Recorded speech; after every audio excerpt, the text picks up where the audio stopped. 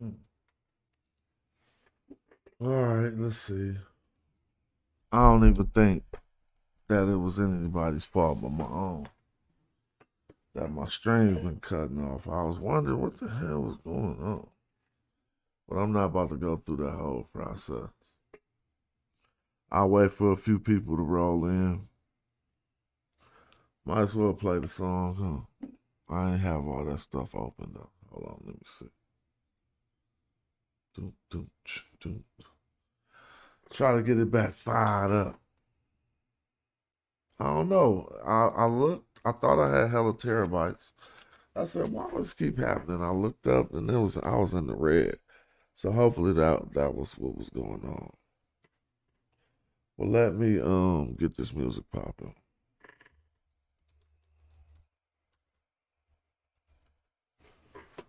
Hey, what happened? When it was Kemet, Black Egypt, it was a Nile Valley civilization. Black Egypt. It wasn't no Mediterranean culture. Like and subscribe. You gon' get tormented for 4 minutes if it's war. When it just said Jessaru got a false door in it. The Nubian flow, that's before Kemet. Masakim T got rubies and gold, and it's fit for a Kushite king. But what it look like, the green Sahara ring bearer bring terror to your satellite kingdom, so they do not bother me. Scarification look like wavy line pottery. Kush with the black top pots, a rap top notch, and I could kick it till your laptop stops. I'm like Tahaka, Shabaka, or Bianchi, the author's a father.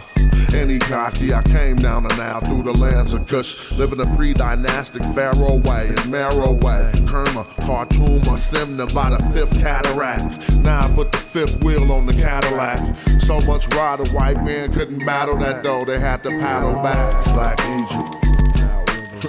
Black Egypt. Black Egypt. Gotta look and see where the Nile started. Black Egypt. And how it was easier to go downstream than upstream. And which way the river flowed. Don't look at the color, look at the culture. Black Egypt. What you know about Dynasty 00? Roll through with Shimsu, Heru on the standard. Ta-Nehisi, Sudanese G's. Try to test me, I'm an archer from Taseti. The squad ready, so I'm stepping in with the extra thin leopard skin. A tail on the apron with my crown on. You can crack jokes, but I ain't the one to clown on. Hey yo, Egypt was black, and that's a fact. All you little suckers need to step on back. They tried to throw us off, but we kept on track. We started doing research, but you slept on that. And with Kemet, it don't matter what the name means. If it's a black culture, then that's the same thing. Race science is a lame thing. Ever since Nubian times, I let the chain swing. How the first known of Egypt was Taseti, but Taseti was Taseti already. Yep, it meant the land of the bow, and when Egyptians needed archers, this is where they would go to recruit them. I got arrows and I shoot them. Who them fake pharaohs? I uproot them and use Black Egypt. Black Egypt. Black Egypt. Black Egypt. Black Egypt. Black Egypt. Black Egypt. Black Egypt. Oh man, what's up? What's up?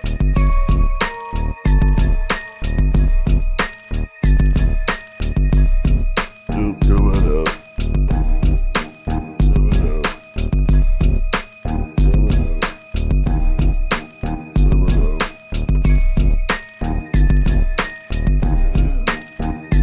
Do it up.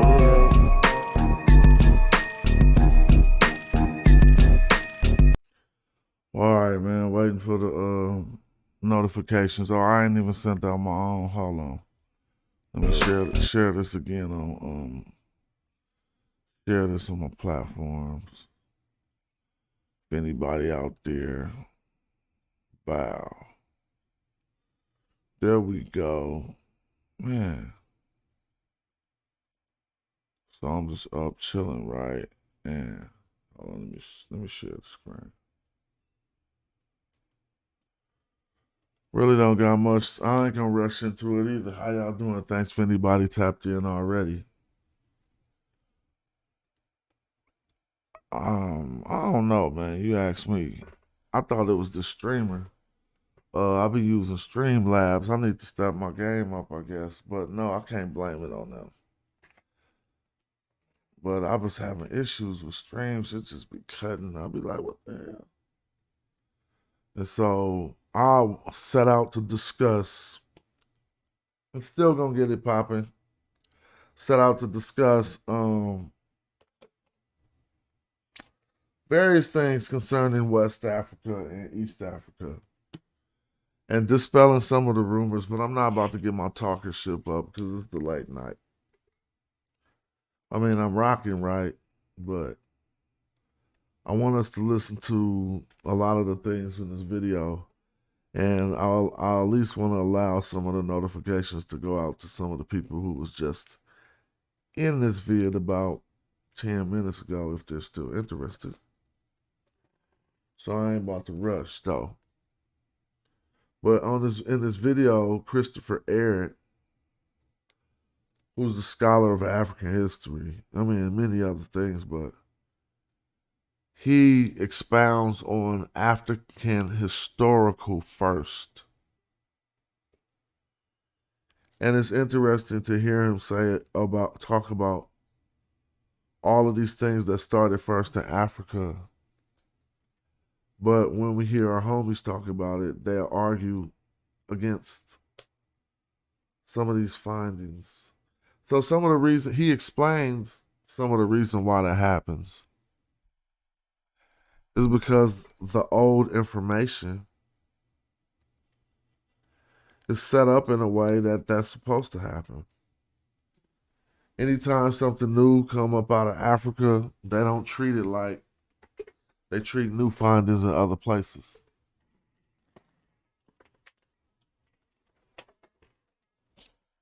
Yeah. Oh, wife told me I left the RC car outside. I was slipping. I don't know how I did that. But it was a cool car too. But it was safe. Luckily.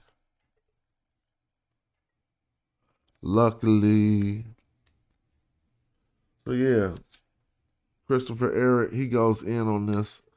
And so, I'm just going to let it start popping and start giving my commentation. To point out some of the things you need to point out. Oops. It might be something that's complex, but I'll have something in the handout so you can peruse it more at your leisure because it'll disappear from the screen up here too soon. Crowd. So I tried to make...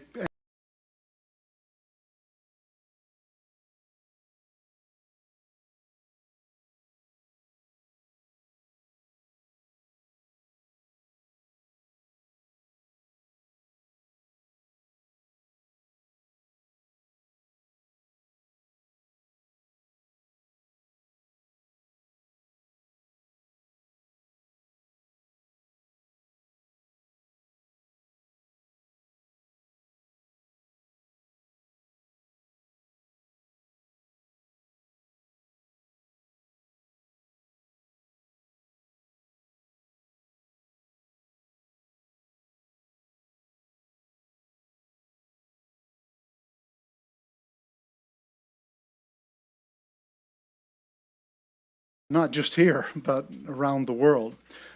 Myths of Africa as a continent off the edge of world history. And I stopped it and I was just, I know, silent for a minute. Apologize, but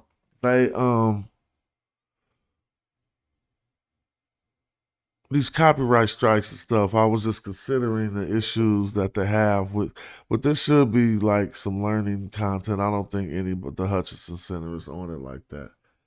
But we got to be safe, you know what I'm saying? But what seems generally continue to be less understood is that just because a few Africans left the continent and began to expand across the rest.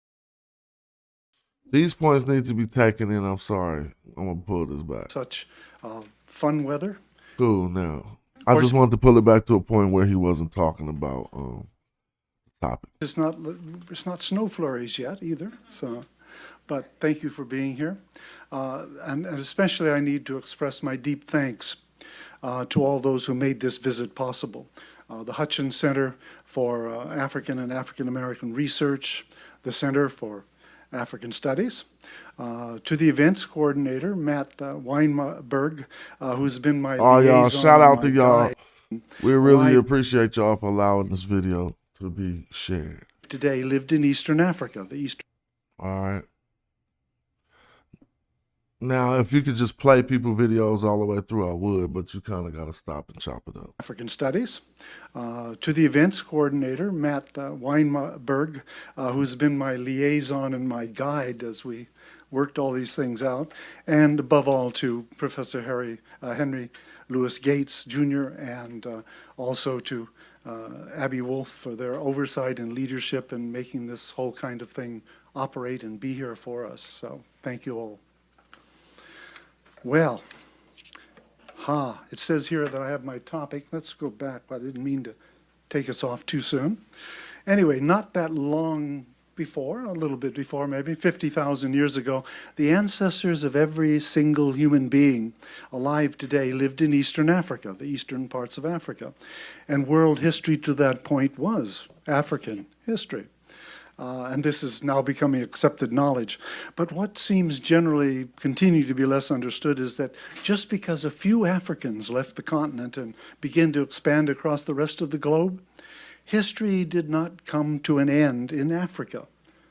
Our ancestors who stayed in our ancestral continent didn't fall out of time. No, they didn't. And I just thought about it, so I'm going to just have to start removing these videos after they're done.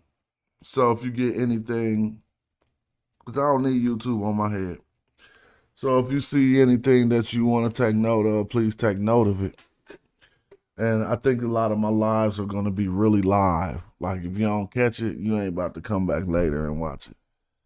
Because people trip off you not sharing their content, but leaving it up there and all that stuff. So you feel me? That might be my solution. Into some kind of ahistorical stasis. Now, 400 years have passed. Now it's what a year to be, 2019, since 1619.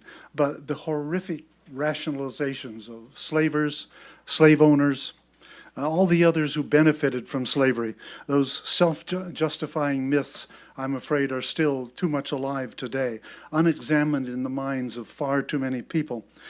Not just here, but around the world. See, that type of talk gets past too many of us. He telling us that the racist myths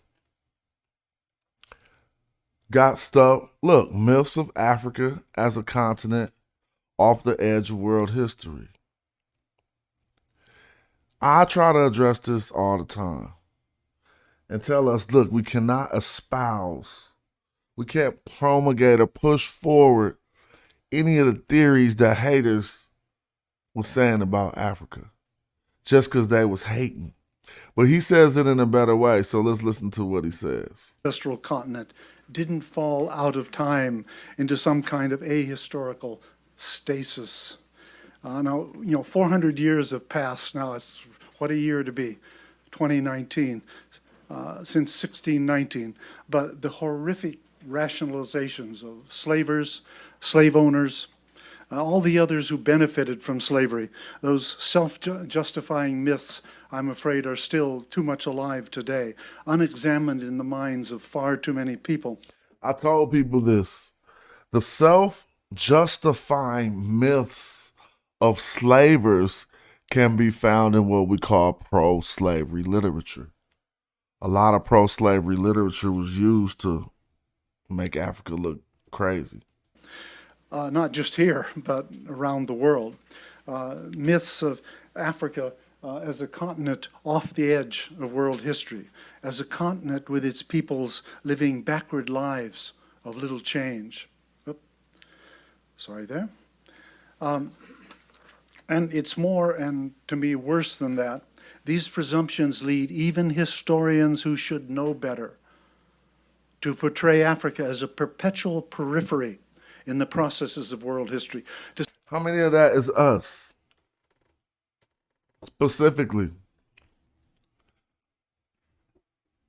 when he say the ones who should know better, historian or not, I thought majority of people in this community got taught by our elders who knew this information that was going on. That it was a lot of racism in the portrayal of Africa. Like I thought we had that understood. But what we doing is we going back and espousing those theories again. So this is what we gonna do. We gonna note that he dispelled most of the nonsense that cats be coming on my show saying. He do it at one lecture. So it could be used as a source. You never gonna see none of the opponents of the view, anything I talk about, show somebody saying what they saying. Why? It's just so easy to do if your information was ready and true. So let's dig it in. Let's get it in. With its peoples living backward lives of little change. Oop. Sorry there. And it's more, and to me, worse than that. These presumptions lead even historians who should know better to portray Africa as a perpetual periphery in the processes of world history, to see the African continent as a perpetually passive receiver of new things. The possibility that... All right, so Africa should not be seen as a perpetual passive receiver of new things. The Mesopotamians gave us this. The whatchamacallits gave us that. That's just nonsense. And you'll see. Most of innovation might pass the other direction, from Africa to Eurasia, is not, I think, so much rejected as never even brought to mind, because they're approaching it with these presumptions. Whoop, that's where I want to be. So here we go. So these ideas are simply wrong. Africans did not... I know y'all can't read what it says, maybe not. It says challenging racist myths and nonsense, okay? That's what it says on the scholarly slide. Like, I ain't going too far with saying that this has to be examined. Live somewhere off the edge of the human historical world that we all belong to. They participated in and contributed to the developments that brought into being the world we all now live in, the great transitions of world history, the major early technological breakthroughs, the emergence of towns, the shift from foraging to agricultural ways of life. That's really most fundamental to what the world has become.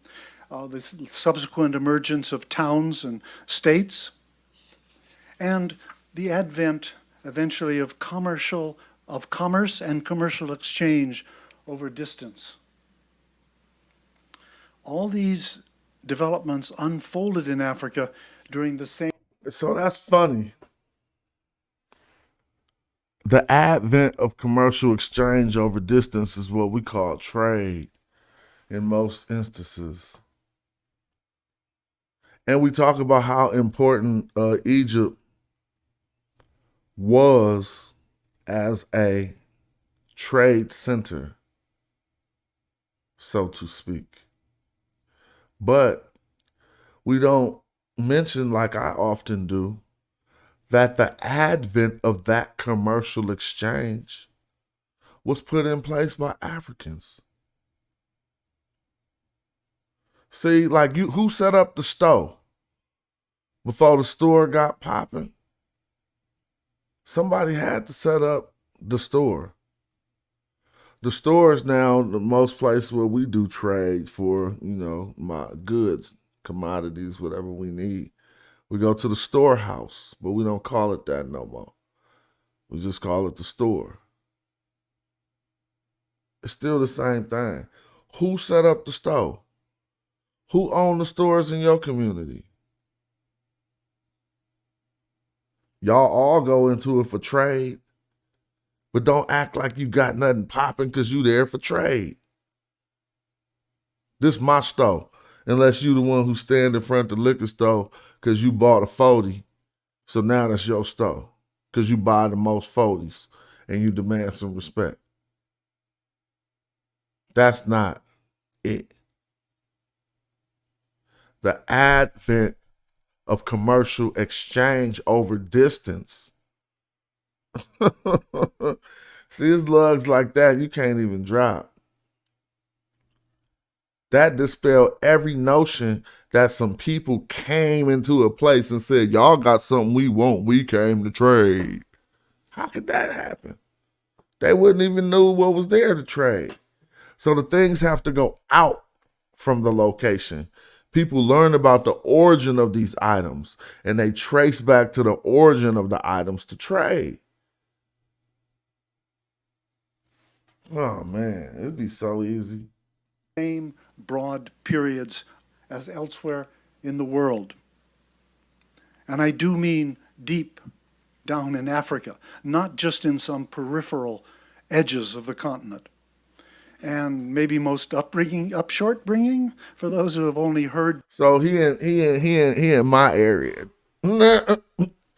Because everybody try to always be like, it all happened in North Africa. So he made a point to say, no, I ain't talking about that. I'm talking about deep, deep in Africa. All this stuff happened deep in Africa. Ain't nothing they can say. Ways of life, that's really most fundamental to what the world has become.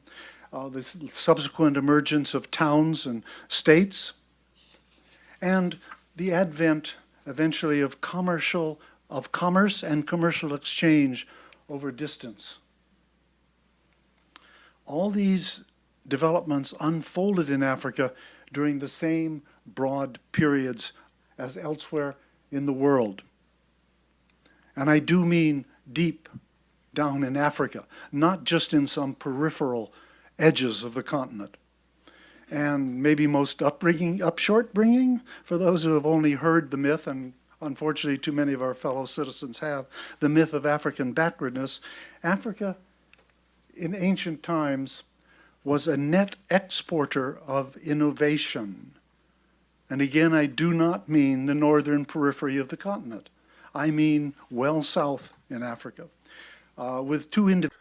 It's funny how we get one scholar telling the truth and somebody already say he's not the end all be all. You see how your mind works? There's a lot they can say. He's not the end all be all. End all be all. Fuck your brain doing, bruh? Who else sitting around thinking about the end all be all? We just watching them. Your brain antiquated. That ain't no disrespect. That's just the heat that you get when you say silly shit. Ain't nobody saying nobody the end all be all. What we saying is we got new information to look at. So you can't get like 2 minutes into what he talking about and set forth your spirit to say that others may have a ground in discrediting him. We would know that that's a given because the majority of the information says opposite. But when you look at the facts that they present, it's just hard to get around. So now we're already looking to see, let's see the next person who come in and try to say something. Let's see how long it take for us to use our spirit of discrediting anything said good about Africa. First is he ain't the end all be all. Let's see what's next. Individual exceptions, not until about the 3rd millennium BCE did significant influences begin to flow in the countervailing direction from Eurasia to Africa. And that's kind of going to be a topic we'll say quite a bit about more tomorrow. But for today, 3 stories that I want to do, 3 big history stories that I want to introduce. Hold on, here go another thing we got to stop doing. We got to stop getting it in before we see what we about to see. Because we're not going to get no opinion in none of this presentation. All we're going to get is dates, archaeological finds, and locations that now we can rival people with. You're not about to get, I think this, and my view is this. So in scholarship, again, they don't battle like we be battling. They don't have fun. We just be chilling. Ain't no hard feelings. It's all love. But they be on some completely emotionless. Like we still got emotion in it. If you start showing some emotion in the scholarly format, you already making people uncomfortable. Imagine if you, I know I'm going off on a tangent, but imagine if he was like preaching like we be doing when we get the information. Let's see. Today's talk, technology and invention in ancient Africa. Tomorrow, crops commerce and the export of innovation. And for the last day, a title to focus our minds in a different fashion, the Africanity of Egypt. Oh no, I don't think. Yeah, I didn't want to put you in the light six fingers of being against Africa. Oh no, maybe somebody else made that conversation, and you probably thought he was talking about you, but I'm just saying that comment was easy to note that we be quick to be wanting to discredit people before they make their presentation. To say that even if he got some lugs, he not about to be the end all be all. Come on, man, you did do that though. When I began my studies of African history, and boy, it's a lot of ages ago now, I had the expectation that we who worked in the field would, because of our contributions, succeed in bringing Africa's past integrally into the curricula of history studies, of the history departments everywhere. I hear you, six fingers. Well, there are professors of African history at a great many colleges and universities today, and not just in North America, but in other parts of the world. And there have been for 50 plus years. But even before the middle of the 20th century, allowed to jump around centuries here, watch out as a person who's been in ancient times too long.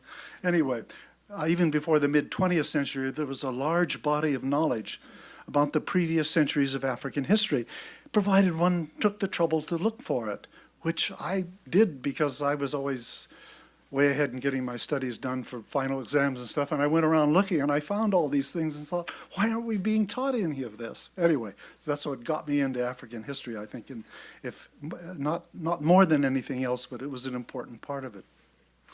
And about the only scholars who did in those days, did take the time to look in and do something with that history. So it worked. The hiding the information and the knowledge, yeah, it did work though. Because he just told you he didn't know. And after finishing up early for his exams and stuff, he would do more research on Africa. Obviously, he was privy to more information than we would be privy to because he was in, some of us would be privy to. He was probably had university access and stuff. You know, a lot of us got that now, but you know, some dudes just got the internet. So he, in his own life, said he was asking himself why he wasn't, excuse me, damn, I'm bumping on, I got a hat bumping the mic. Asking himself why he wasn't being taught this.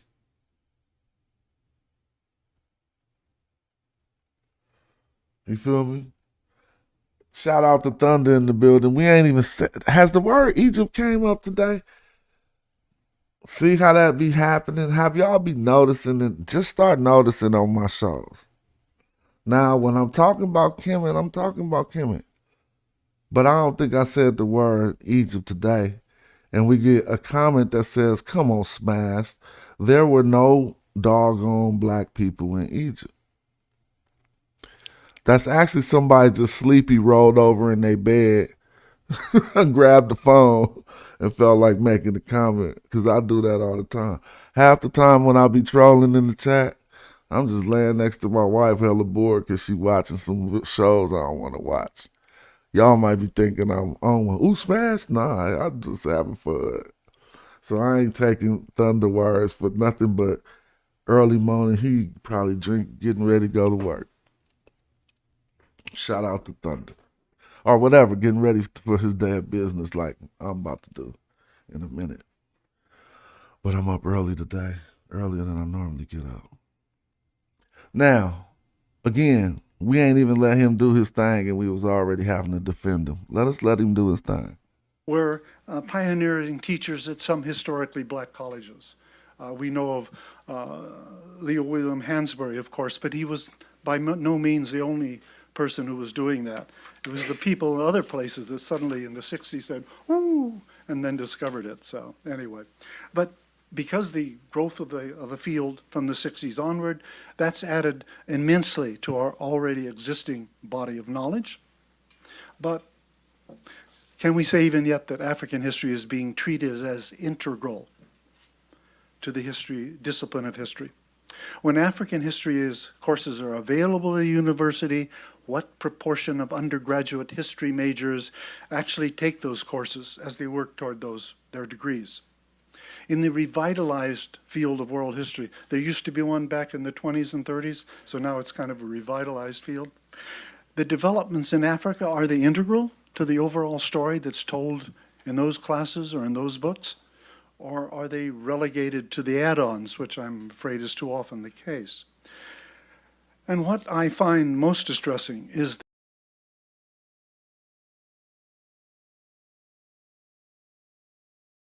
I had to do a pause for Thunder.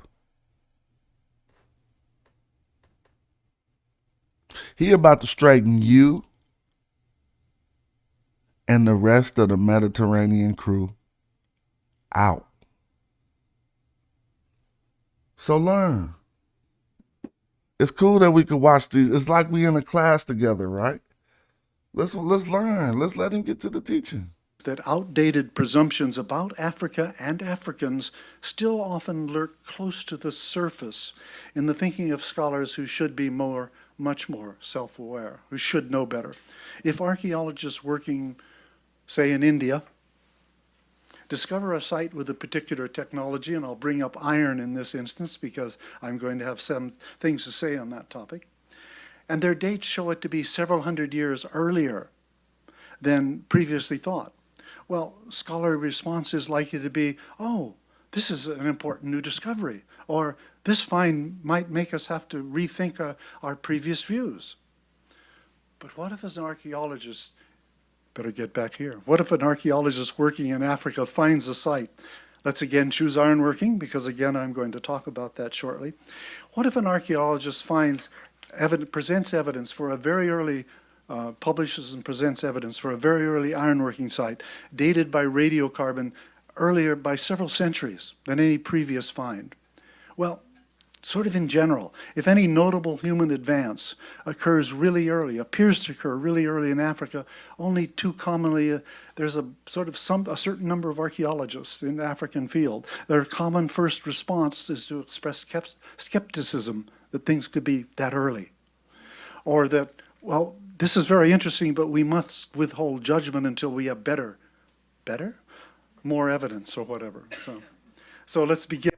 So, I mean, that's a very interesting point that he's making.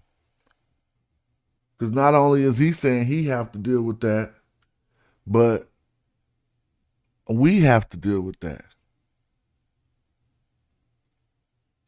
You show something from Kemet, somebody something from Africa, something from Kemet. And what they gonna say? Oh, you gotta do this. You need better. You need to find. We need more. You need to find this. If you find that, you need better evidence, man. He's saying it. Begin our topic and start looking at some of those issues. What kinds of first and seconds am I referring to? Well, Africans living deep in Africa were direct participants in what I consider to be key technological transitions of ancient world history. They participated separately and independently in those transitions, and they did so during the same broad eras as people in other parts of the globe. In at least two instances, Africans appear to have brought notable technological innovations into being not only just as early, but earlier than peoples living anywhere else in the world. Now, I would see two sort of longue durée, if we talk really sort of loosely and widely about this, two longue durée lines of technological descent leading from ancient times as people pass knowledge down, leading to the more complex technologies of later ages. One we might characterize as chemical. Explain this in a minute or so more.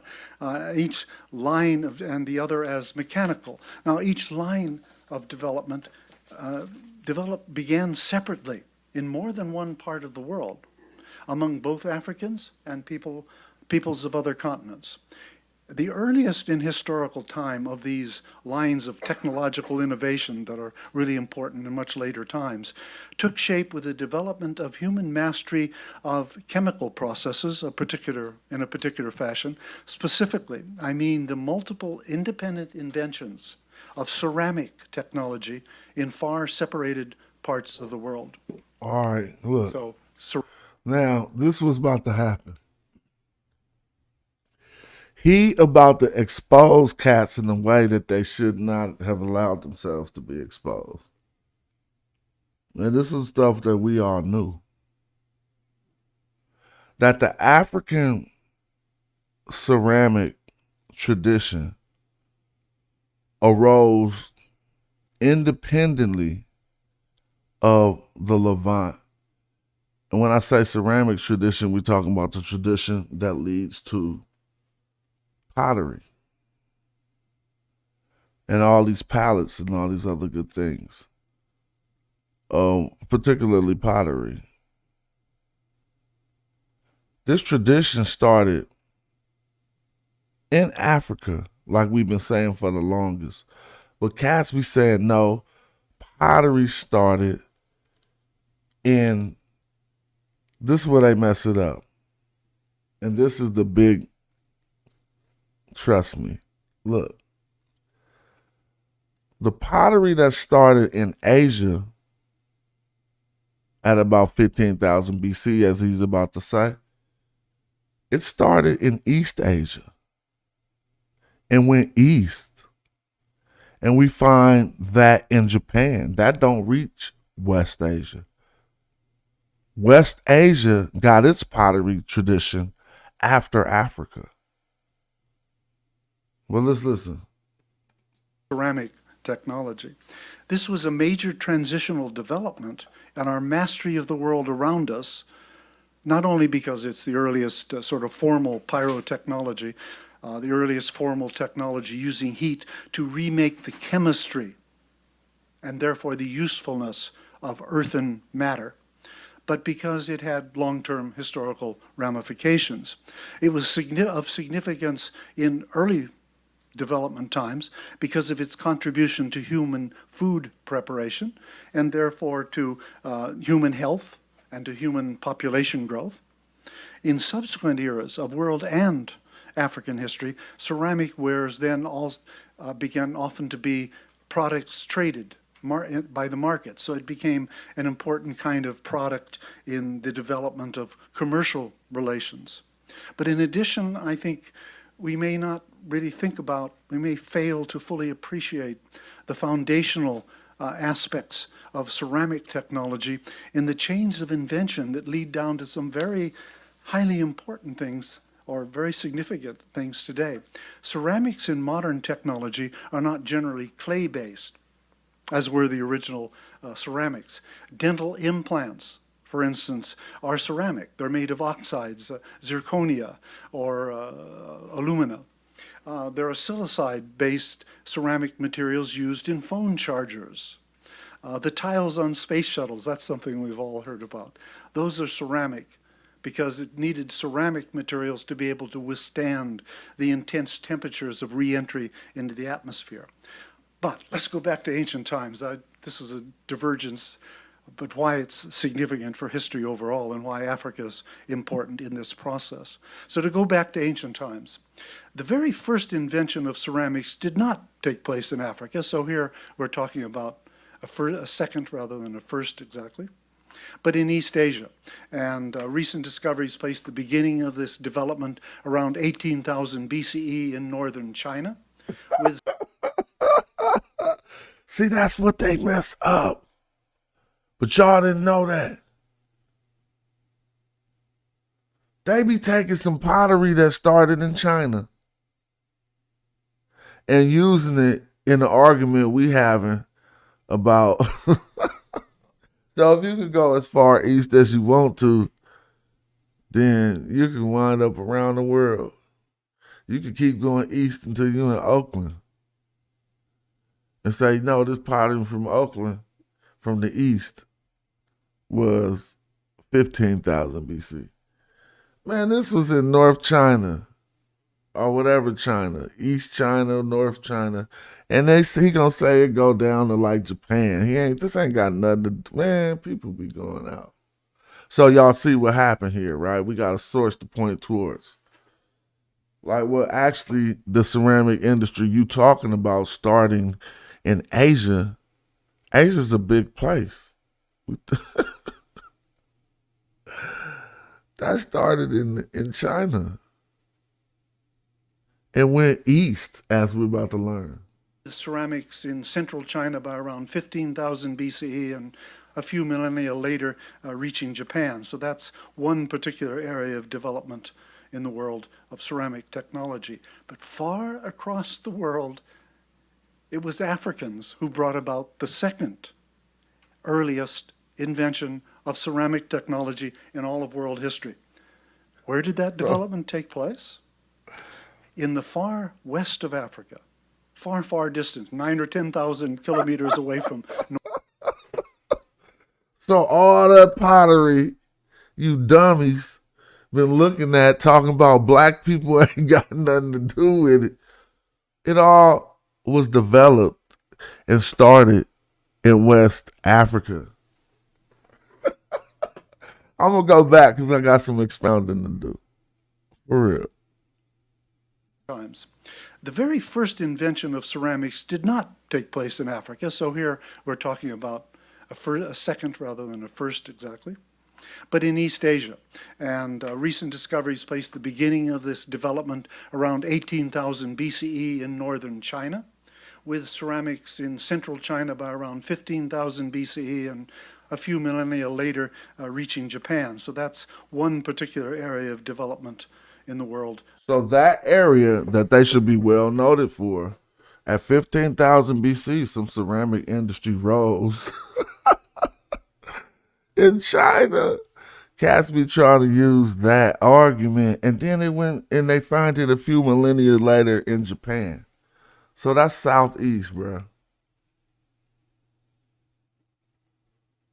Like, y'all be trying to use that to discredit African pottery starting in the West Africa. Of ceramic technology. No, we're not having a first race. What we're trying to see is how things moved through the area. So they get that credit. I gave it to them, right? This is what I'm saying. Pottery don't got feet. If you got some pottery and it started in West Africa, and then we find all them same shards in the areas of Egypt, how'd it get there? See, you're going to look stupid saying trade. Uh-oh. Spaghetti is nose. It looked like he's saying it. Uh-oh. Spaghetti is nose. They caught pottery don't walk. Pottery don't travel. People travel with pottery. And it started in West Africa. Now listen to what he say. With ceramics in central China by around 15,000 BCE and a few millennia later reaching Japan. So that's one particular area of development in the world of ceramic technology. But far across the world, it was Africans who brought about the second earliest invention of ceramic technology in all of world history. Where did that development take place? In the far west of Africa. Let me say something. I'm sorry, but cats don't understand when they talking about Asia and they talk about the East. Thunder. You know how far China is? Central China, he talking about from Egypt.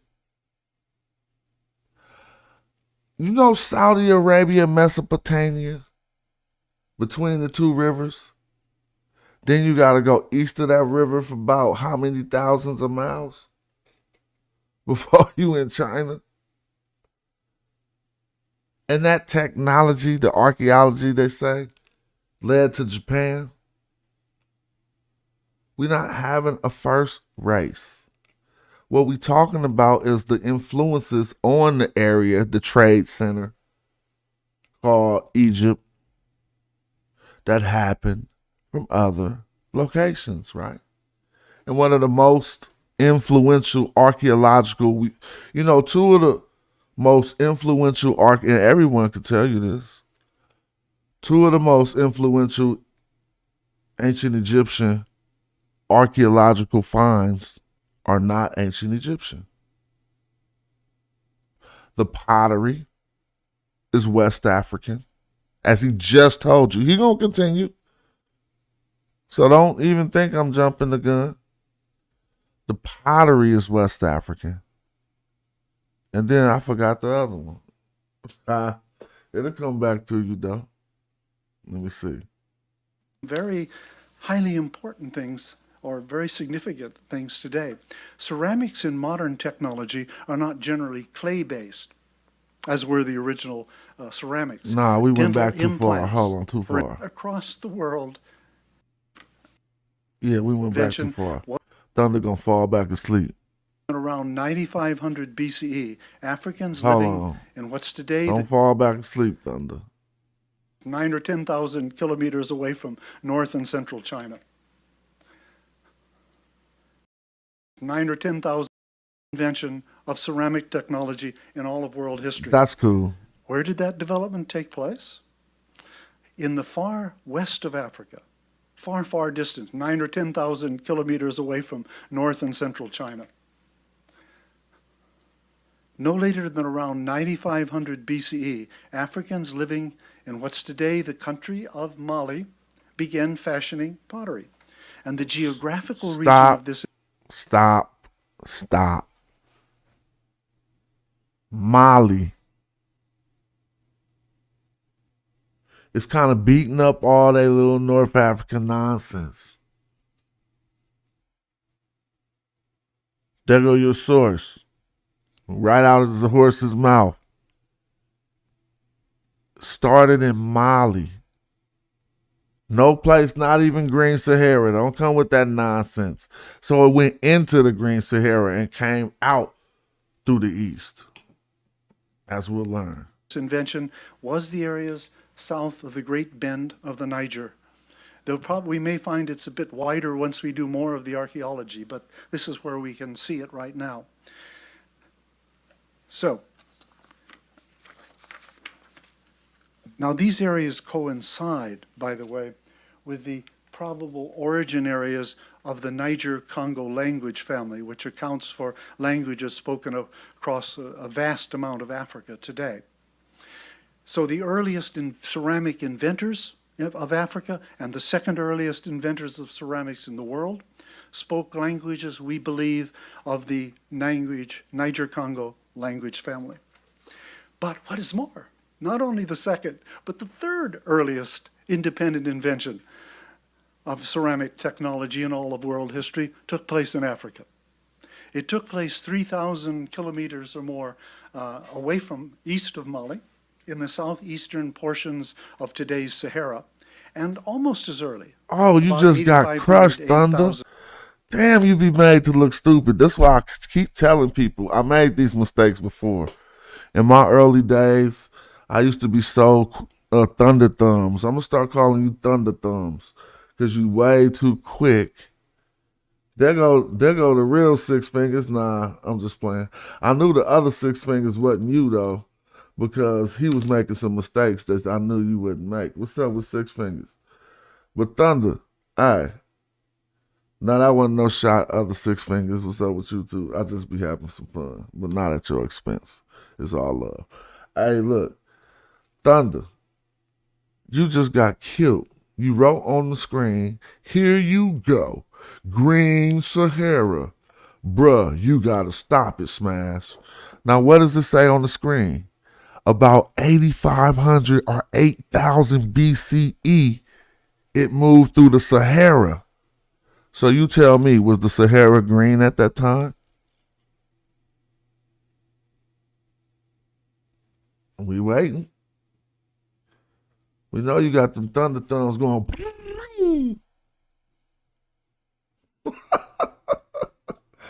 Man, it just be like you at the homie house, man. Stop tripping. Cats don't be sensitive.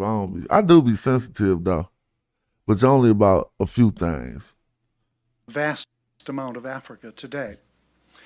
So the earliest ceramic inventors of Africa and the second earliest inventors of ceramics in the world spoke languages, we believe, of the Niger-Congo language family. Why is that significant? Because they believe they didn't speak ancient Egyptian. You got to trip off this.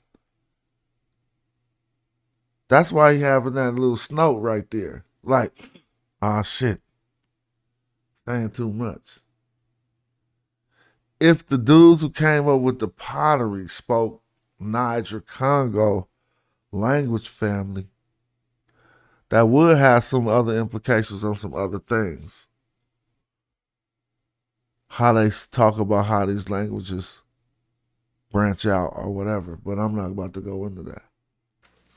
But what is more, not only the second, but the third earliest independent invention of ceramic technology in all of world history took place in Africa.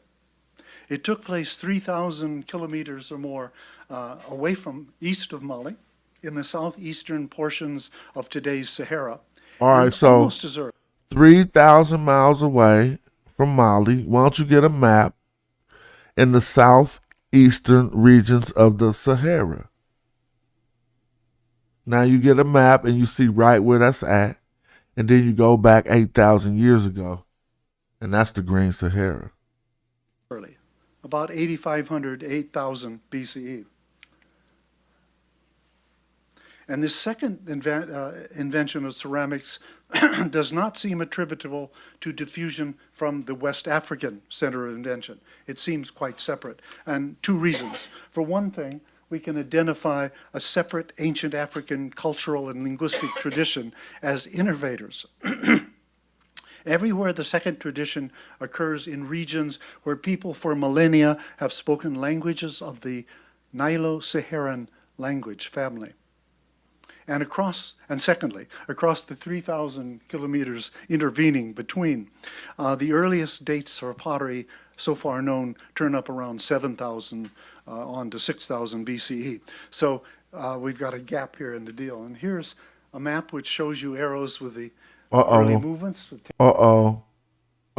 go a map that show you the early movements. Where are you pointing to, Thunder? That ain't Kemet. Why it ain't Kemet? So now since we beat the Mesopotamians out of the argument, like they ain't even on the screen. They ain't in consideration for the ceramic tradition that spread through Africa. Didn't just go to Kemet.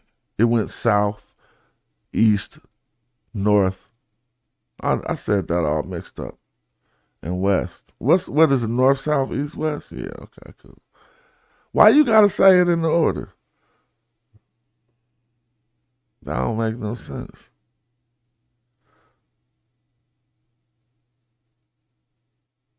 I don't know if you gotta say it in the order. But I just know that I felt like I said it wrong. But anyway, Y'all see right here? That's about to be kush. Take you around up to maybe 7,000 BCE with the spread of the pottery traditions in Africa. Notice one went all the way down to Lake Turkana, where we have it by 6,000 BCE. So, and that's apparently that's the Nilo-Saharan tradition. And when ceramics do turn up in those areas, their decorative motifs show that they derive from the Nilo-Saharan one, the Eastern Sahara regional pottery development.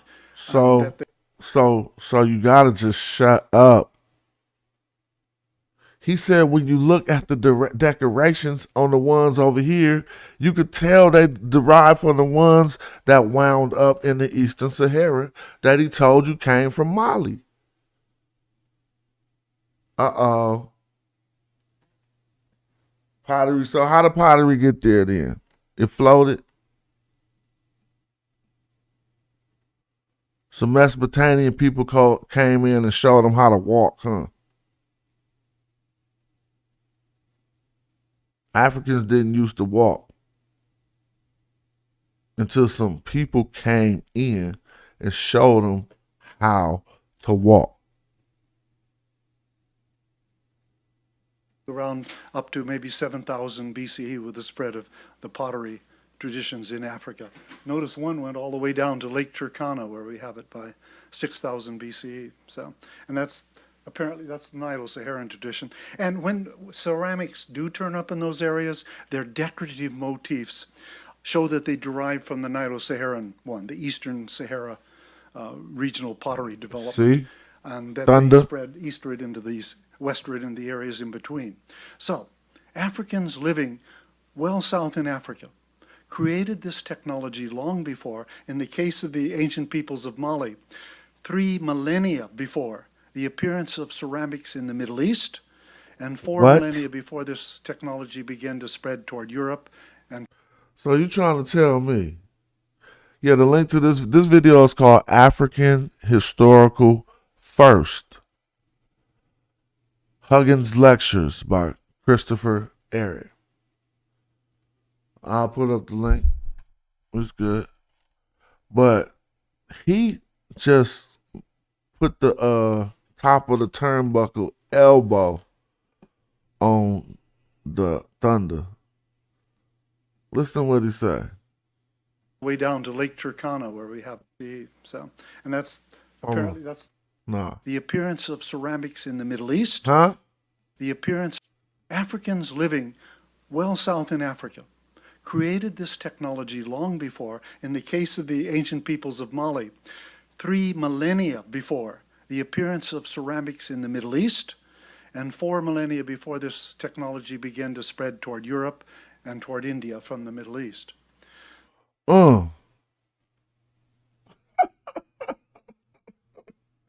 3,000 years, bruh. God, y'all be leaking. Hating on yourself. You know, the self-hate is so real.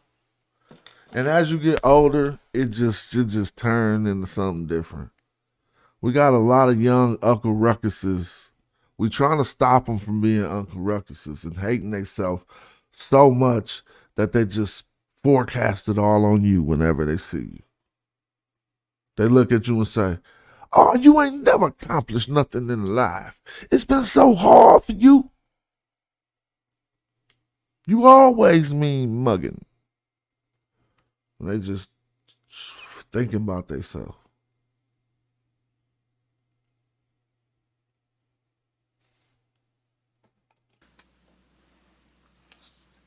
So the origins of African ceramic technology alert us to something else of historical importance, something that I think is of great importance for historians of early world and even more recent history everywhere to become aware of, and that's the gendered aspect of this history. Women were the inventors, the tinkerers, the technological experimenters who created both of the 2 early African ceramic traditions. The comparative cultural evidence right across the continent, south of the Sahara, solidly supports this conclusion.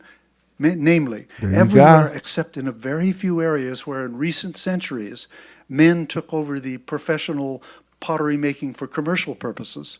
It's women who are the makers of ceramic wares and the jealous guardians of the knowledge and the practices. One of my students, not so many years ago, did intense work in Zambia, seeing just how this worked out, and it's fascinating to see how deeply involved. And women back up their roles with ritual observances that confirm their primacy, their authority as well in the manufacture of ceramics. Now, for those of us outside of Africa, 5,000 to 6,000 years of patriarchal dominance right through that long middle belt of Eurasia has possibly left us with an unacknowledged presumption of male agency and technological advance. The history of ceramic invention in Africa should stand as a corrective to that presumption and a corrective to help us rethink in many other places and situations as well You hear? about the roles of men and women in history. Thank you. It seems So we try to use it as a corrective. We try to tell our brothers, nah, bruh, that didn't start no Mesopotamia. First of all, you got your Asian pottery all messed up. That 15th, now you could just say this like bars, like you remember in a rap. You remember some bars, you remember the songs people play. So remember, they messed that pottery up. They thought East China had something to do with Mesopotamia. Wait, I ain't even trying to say Mesopotamia.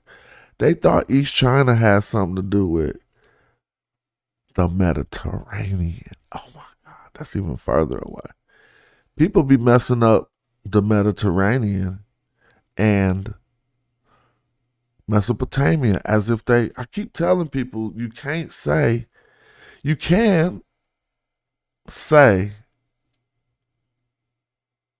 Mesopotamia, the Mediterranean, and Egypt.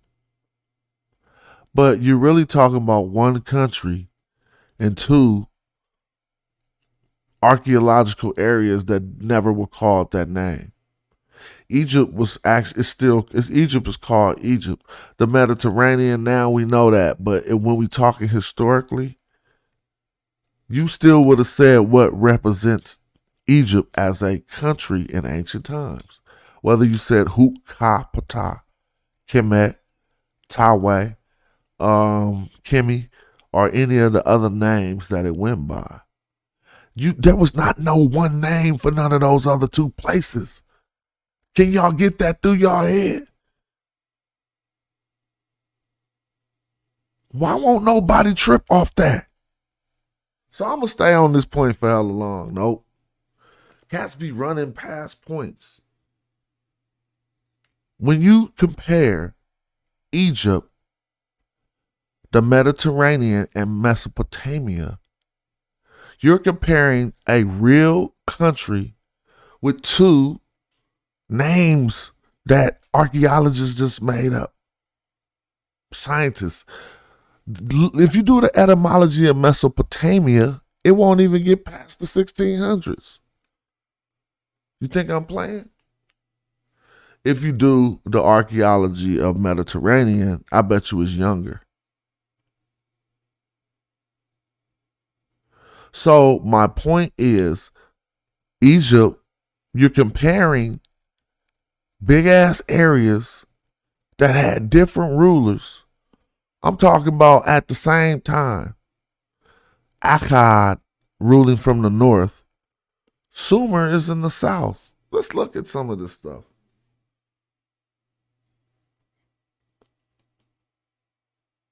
Because people be tripping. And all the time, they was using pottery found in China to say that it was some older pottery that came from the east, tricking you with the east word, making you think about these other fictitious regions like Mesopotamia and the Levant. Mesopotamia and the Mediterranean. So let me prove what I'm saying. That's like saying the Levant. You think somebody was like, yo, I'm trying to go to the Levant. What the hell is the Levant? That's just a word Somebody made up for the area. Like that's like going to Nubia. It's different because even in Nubia, that word is the same thing. What I'm saying is it's different because it's just a region still. You see what I'm saying? So that's why that's why we mess up Nubia. Because cats be thinking it's in juxtaposition to the state of Egypt. No, it's not a rivaling state. They had areas of the Nubia just like they got areas of the Mojave that ain't in California. But the Mojave just a region. I should go get some water. The Mojave just a region. You know what I'm saying? Hold on. I got off. Let me see. We're going to show it, but hold on. That it seems to me that we historians ought to similarly be querying presumptions about gender distributions of human agency, not just in material culture, but in all sorts of areas of culture. And we shouldn't be reading pre-urban, complex society. So we're about to learn some stuff. Let's start with what my man wrote in the chat. Fertile Crescent. Fertile Crescent was a term made up by Egyptologists, bruh. And that's why it's on the University of Chicago, because the Egyptologists who made that up, that means that before he made that up, it wasn't nobody really saying that or even referring to the area as that. It's all a part of making it seem like something that any historical attestation that you find, it historical or even you could go biblical, it contradicts that. If the Fertile Crescent was a Fertile Crescent, Abraham would have never had to leave it. But they made up this term based on what? James Henry Breasted's explanation. And it's been sticking because that's how Egyptology worked. That was some of the first homework. Ain't nobody ever addressed it. And it's the Fertile Crescent. Look, it say right here. The term Fertile Crescent was coined and popularized by James Henry Breasted, an Egyptologist. So all my Hebrew brothers be on their Fertile Crescent hype, don't know they on some Egyptology hype. Oh, I got the screen too big. Hold up, let me see. Because I was playing my my football game earlier. I got a game tomorrow. I'm going to serve them fools. Let me see. All right, look. The term Fertile Crescent was coined and popularized by James Henry Breasted. Y'all thought that was something? Hey, bruh, gallop on the horses. Let's go to the Fertile Crescent. You made that up. So now, that's one of them that just got knocked down. Let's go to number 2. This is a Greek word. Mesopotamia. Y'all think, I keep telling my partners back up off Mesopotamia, comparing it to Egypt. So Mesopotamia, etymology. See, this is what y'all don't do. Cats never ever look up the etymology. That'll get you out of a fix. So first of all, they didn't even say it's Greek on the screen, but because this is History Channel, they gonna even tell you.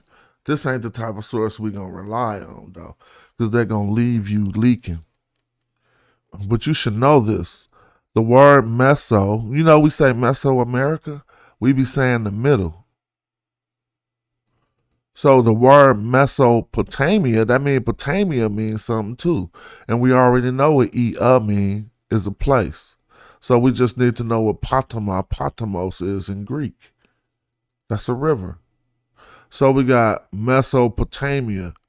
You trying to tell me the Greek word Mesopotamia is what the Sumerians thought they was in.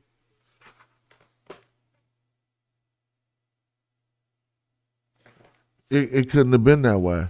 And so my point is there was no collective word. And now let me show you. Let me show you something. Sumer is just a little dot. Let me show you Sumer. Look, people got to stop faking because cats know too much. Look at Sumer. Y'all thought Sumer was something? So now that we learned that Mesopotamia means between these two rivers, didn't I say Sumer was in the south and Akkad was in the north? That's what they knew.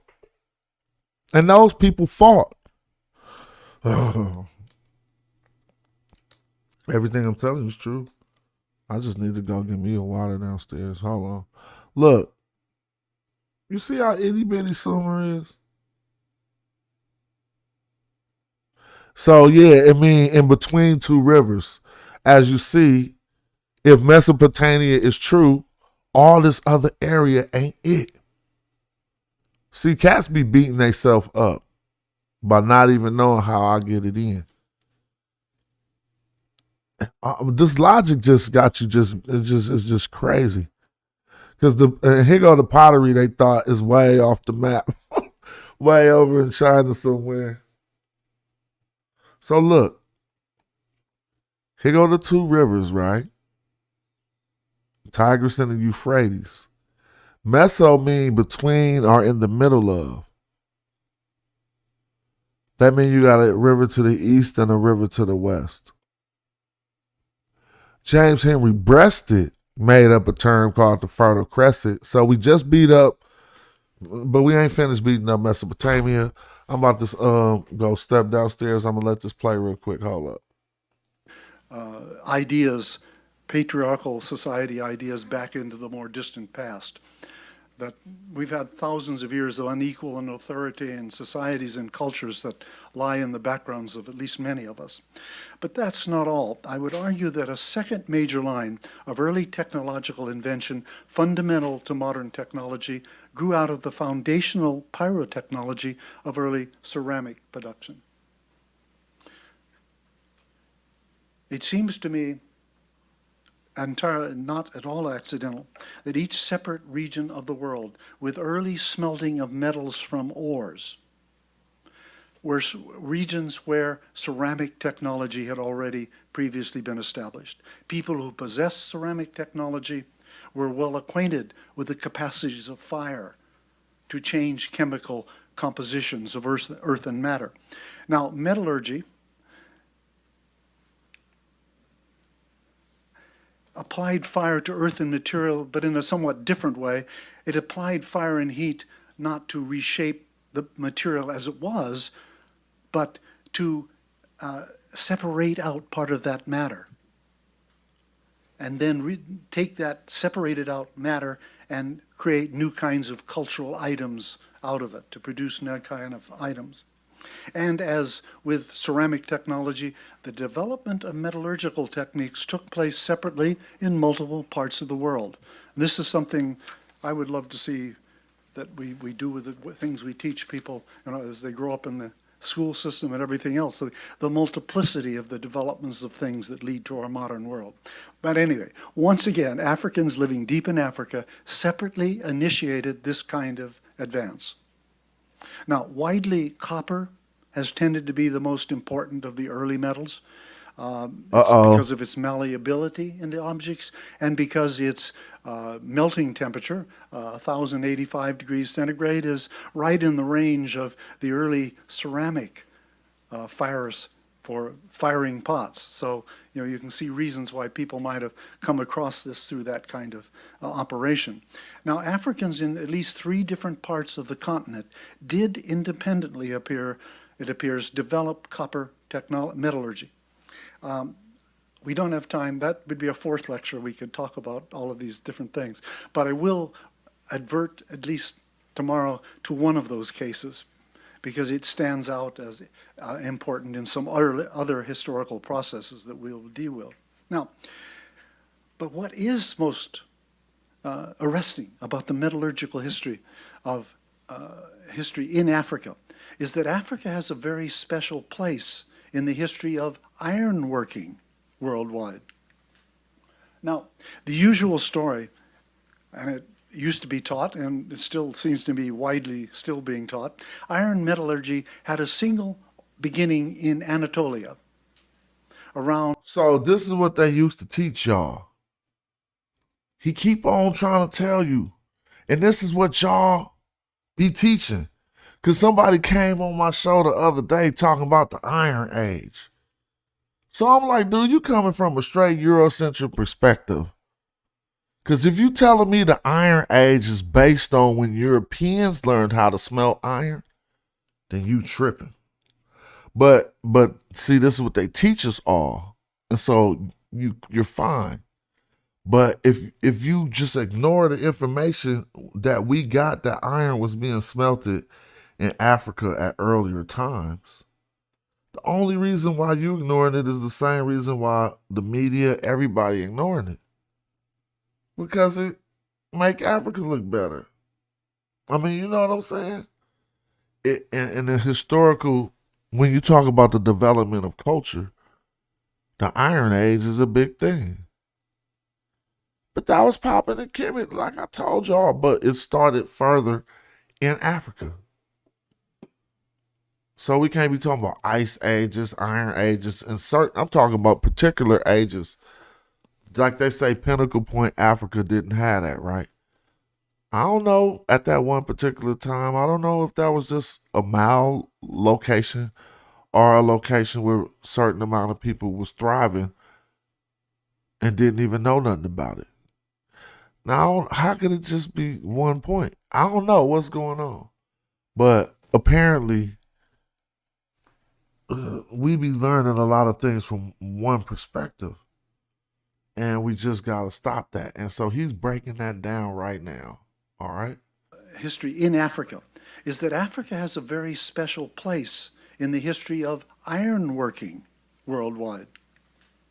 Now, the usual story, and it used to be taught, and it still seems to be widely still being taught, iron metallurgy had a single beginning in Anatolia, around, Asia Minor, Turkey, around or before the middle second millennium BCE.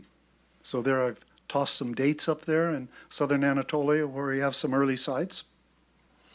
Within a few centuries, according to this viewpoint, ironworking technology began to diffuse outward from that region to the rest of the world. According to this usual understanding, iron spread first to the rest of the Levant and to the Middle East between 1300 and 1000 BCE. From there, ironworking spread further east to India, and subsequently, I shouldn't use such big words like that when I'm talking, and a little bit later, also to Europe. So this technology, it was then supposed, passed from South Arabia across the Red Sea to the Ethiopian highlands by or before around the mid-first millennium BCE. And farther west in North Africa, the Phoenicians introduced iron technology, and this is true, at their settlement at Carthage in the late 9th century BCE. And then ironworking spread, in addition, to Meroe by 400, maybe 400, as early as the 5th century BCE.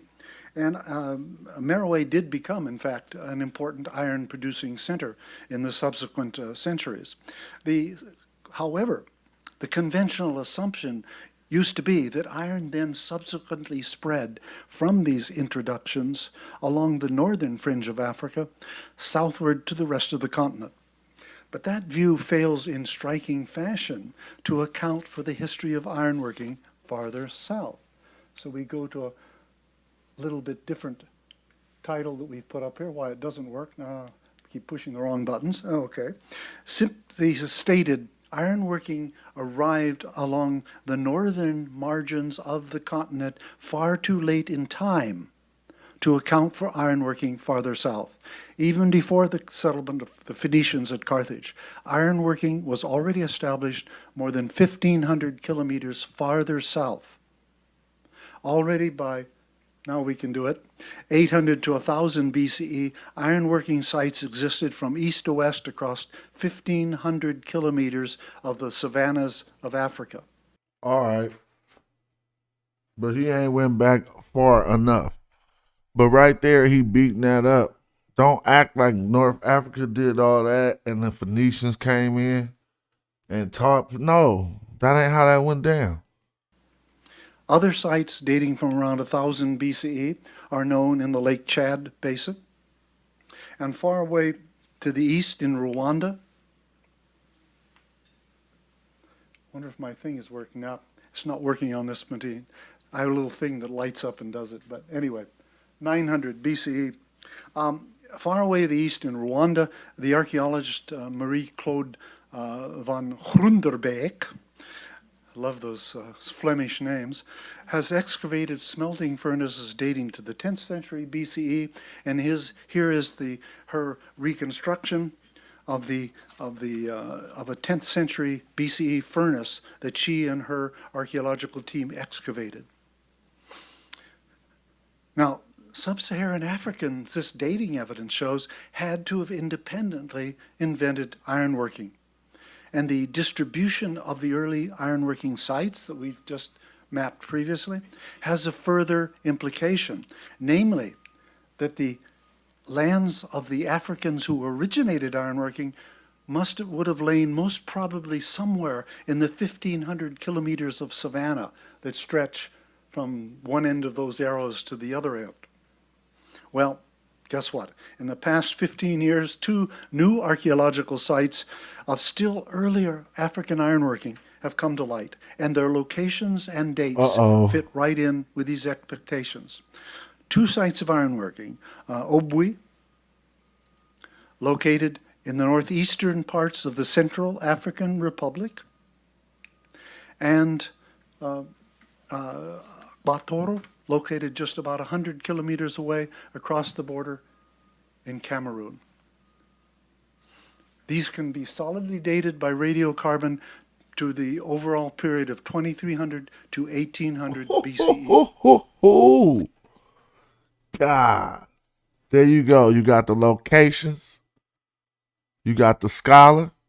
He didn't do the finds. He's making this presentation. You got the time period of the African Iron Age. All right. Now I wouldn't call it an age, but that's because you define everything. The African Iron Age, 2300, 1800, bruh. So now we know why and how King Tut had an iron dagger made out of meteoric iron. That wasn't no mistake. They had a name for it, Bia, B-I-A, Impet, Bia, E-M-P-E-T. This is the way, we don't know if those E's was there. It could have been Baoa, Import, but we know the consonants were there. So it'd be like, that's why I was like, B, Impet, P-T. How do you say P-T without saying pet if you don't know the vowels? But I don't know. I'll be trying stuff like that. And the published reports, I've seen them. These are quality excavations carried out with care and thoroughness. The sites were undisturbed, sealed above and below by well-defined layers. The assemblages of ironworking materials in each site are extensive.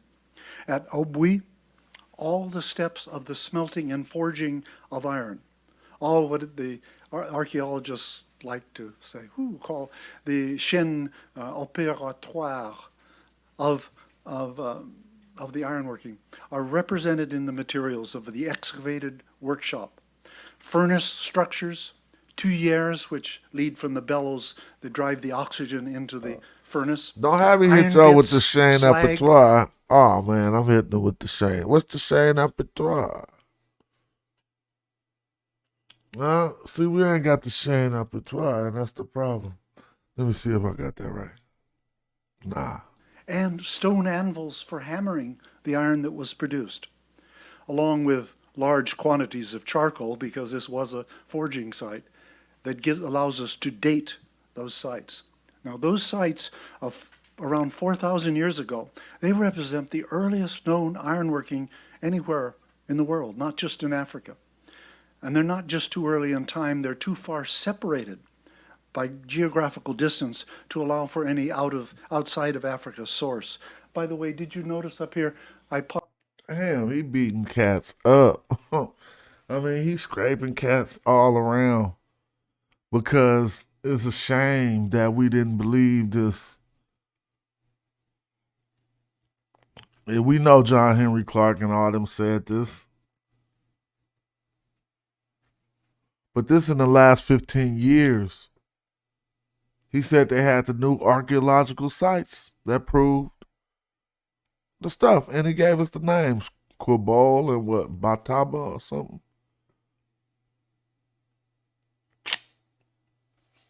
So, I mean, just taking into consideration that if we knew that we could make a dagger out of copper, and we knew that at some point we could produce iron, this is why some of the high officials had iron weapons. And we found King Tut's iron dagger made out of meteoric iron. And, all right, I don't know what to say. popped another, if we go back one. We now have sites in India that suggest this may also be a separate independent area of development of early ironworking. So I thought we'd let India have its opportunity to be there too. So, just how might Africans have come to discover iron and learn how to extract it?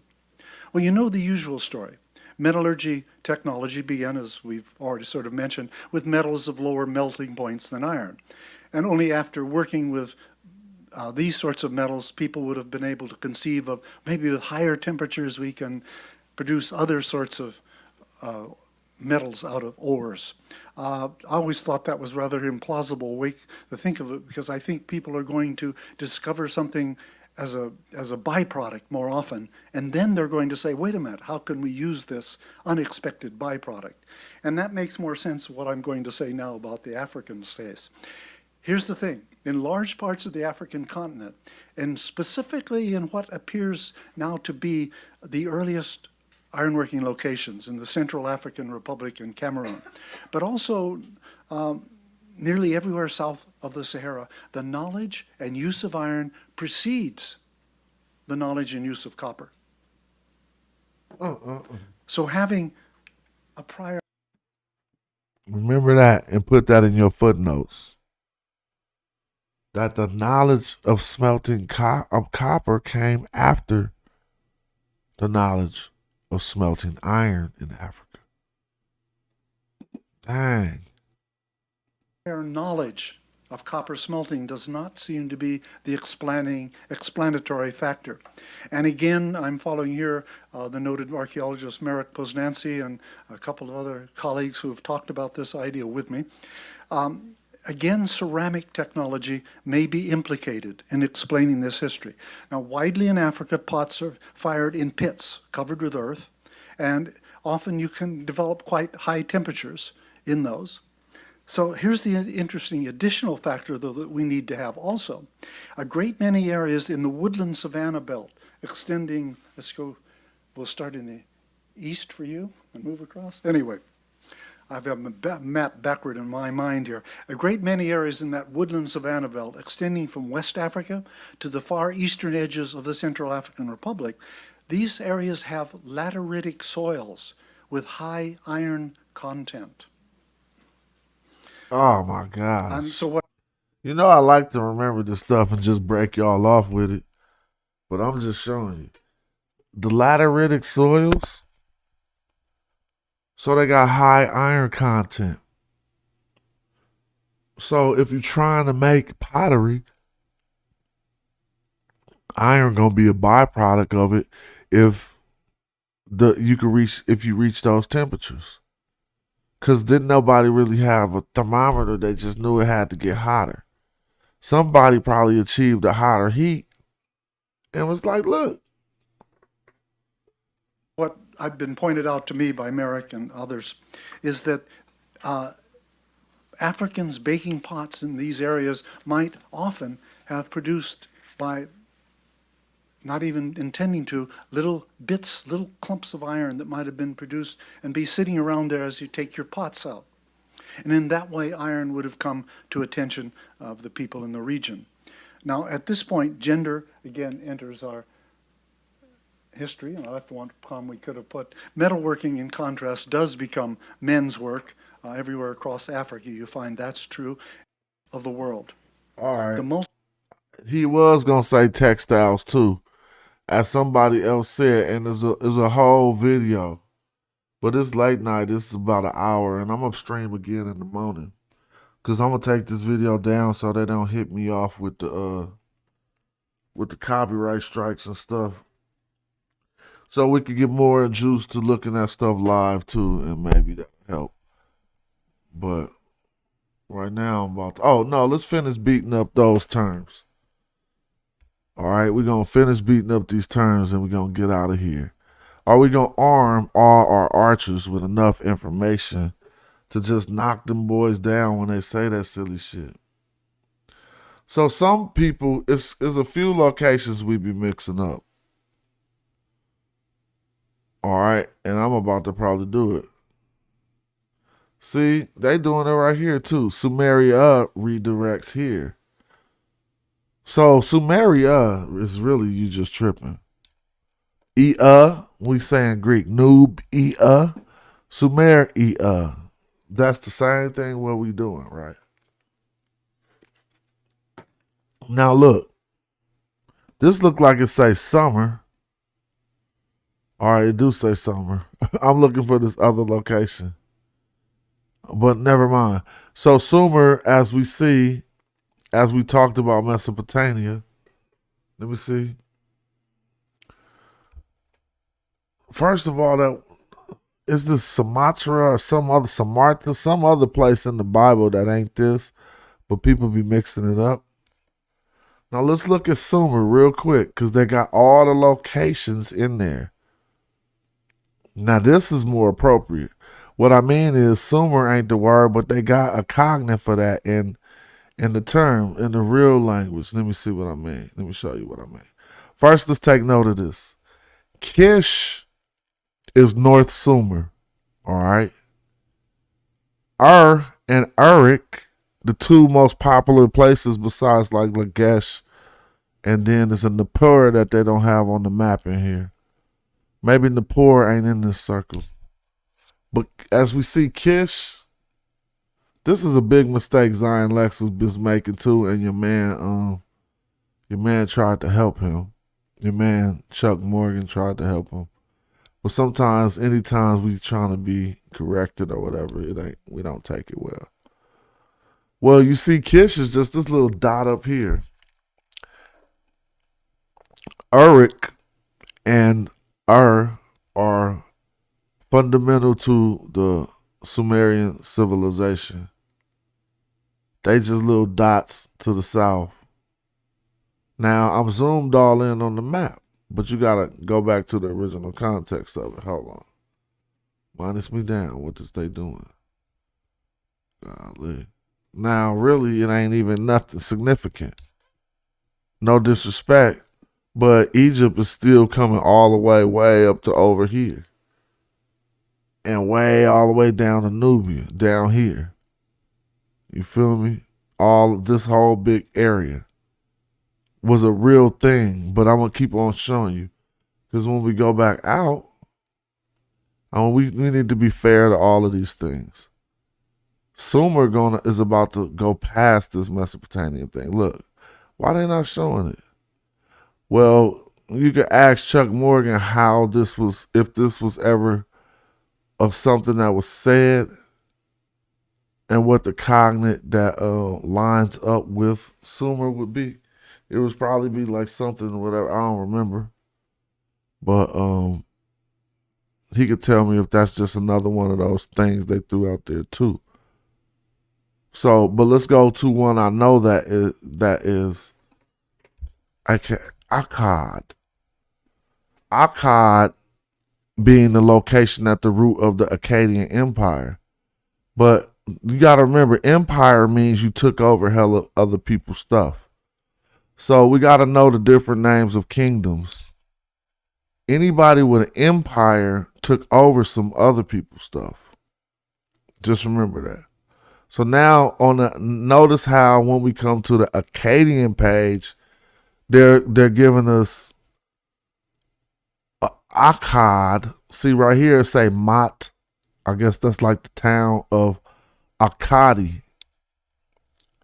That was really said. Mat Akkadi. They showing you how they said it. The Sumerians said Agagde or whatever, and Ki means it's a location. I used to do this study too. So to Sumerians, when they put the key on it, I think it's a location. So it's Agadeki. Agadeki. This was Akkad. That's there. Now let's go back and see where that's at. So we can see how messing up people be talking about. The Mesopotamians, I'm like, huh? The black people? Us? No, I'm not saying they was black people. I'm saying the term similarly don't tell you who they are, just like saying the black people. Now, if we come here, they're showing you what eventually became the Akkadian Empire, remember? Which took over Sumer to the south, and I could tell you those stories. About Sargon the First. And Sargon the First running up on our man, the Lugal, Zigasi, or whatever, and doing him bad. But we're gonna talk about that in a minute. So as you look at this all brown area, both of the rivers is surrounded, but it still don't even come out all into Saudi Arabia, nothing. So understand that too, that whatever they had popping between these two rivers ended right there at the biggest height of it. But what we trying to look at is not the Akkadian Empire, like they would lead us to. We want to see Akkad. So we're going to click Akkad. Now it refers to the capital city, but you got to understand that, oh man, they tricking us. Not really tricking us. Capital city, before they became an empire and took other people's stuff, that's all it really was their area and the Sumerian area. So now, if we look on this map, and you notice we have to deal with areas like up here way high, called Mari, and we up by, see, Ashur could possibly be Assyria. No, so that's Assyria. So, but Akkad is in between Assyria. It might not be up. That is in between Assyria and Babylon and all these areas, way before there was a Babylon. But let's find somebody showing us better. Right? I mean, we need a better map depiction. See if they give us one. All right, they boo-boo for that. Let me see. I'm going to go to Google. But you're getting the point. And just like they say, well, they didn't call it Egypt, well, they called it something that lead back to Egypt. They had something where they was trying to say, Hoop Kapata, and now we got Egypt. But they definitely wasn't like Mesopotamia or Levantia or the Fertile Crescentia. That don't go to nothing. Let me see.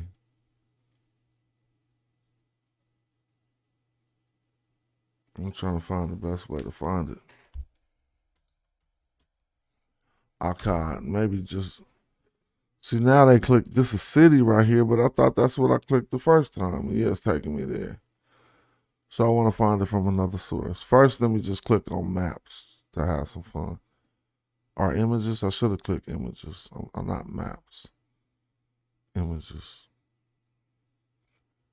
And I'm going to see if one of these maps show us Akkad and not the Akkadian Empire. All right, well, they're trying to make it bigger too, but it's a little bit smaller, dog. And you could ask Chuck, who knows this way better than me. But I'm going to show you. See, right now, you can still know that this is, General Roberta Sargon. Now, the thing is about this green area being Akkad. This is later, man. So here go Akkad right here. We got it pointed out, though. At least they show us the city is to the north, just like we said it. And and Sumer was down here, if we remember what was on the other map.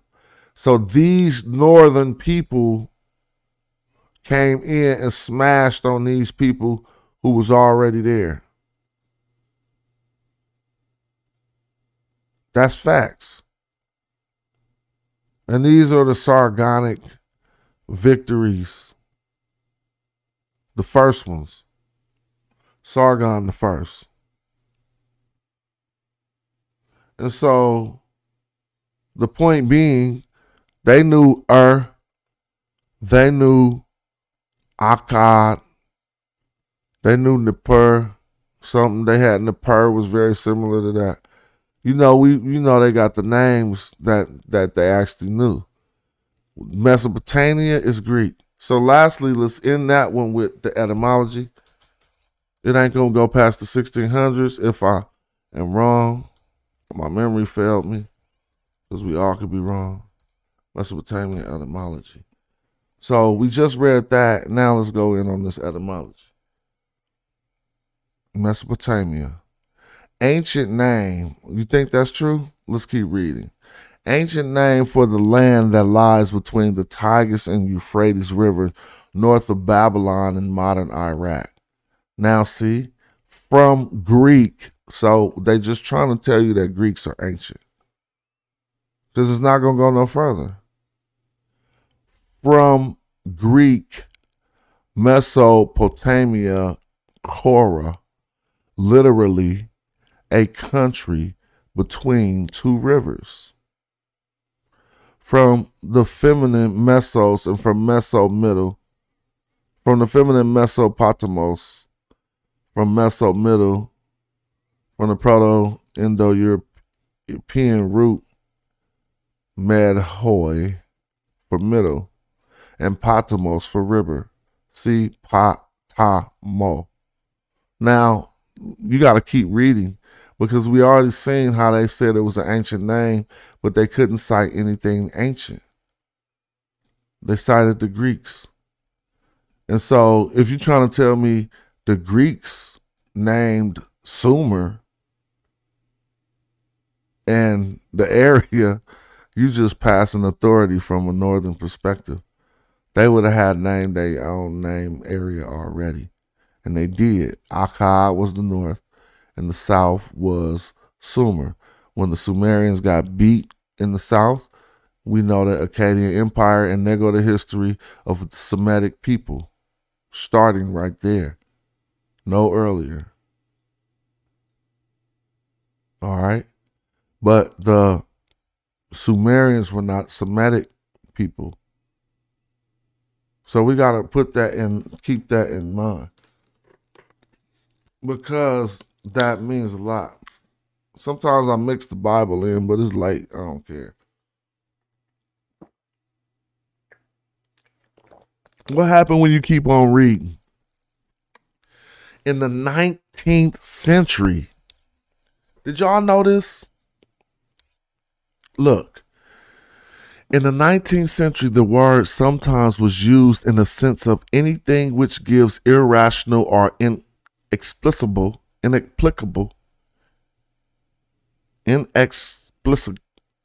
not doing that. Comfort to the reader. Inexplicable. Comfort to the reader. All right? based on the story of an old woman. You guys, I'm reading the etymology of Mesopotamia. I'm going to start over. Because first they said it was ancient, right? Then they went to the Greek. But here go they source. In the 19th century, the word, because it's not going to have nothing more than this. Look, see? So, we'll read it all if you want to. Right here. In the 19th century, the word Mesopotamia and Mesopotamia was used in the sense of anything which gives irrational or inexplicable comfort to the reader, based on the story of the old woman who told her pastor she found great support in the comfortable word Mesopotamia. Dude, if you ever got on the stage and was on the other side of me, I hate to be that embarrassed. I remember when Nazi Yashaville walked out the room, I had to do it to him. But I know the feeling he was feeling. And that's that feeling. Ain't no way out of this. I'm wrong. What am I going to do?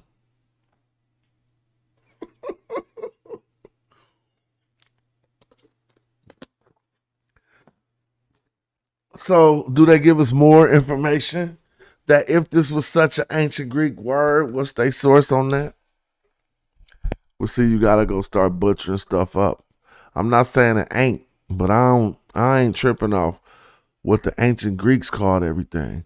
Just like they called this Mesopotamia, they called Egypt Hukapata. Wait, no, I messed that up. They couldn't even say Hukapata, which wasn't all of Egypt, and they came up with Egyptos. So whatever they got that's close to Egypt, that's how we get that word. So see, that's what I'm trying to say. They was trying to say something. I thought I was ending the vid, then I just got through bumping my gums.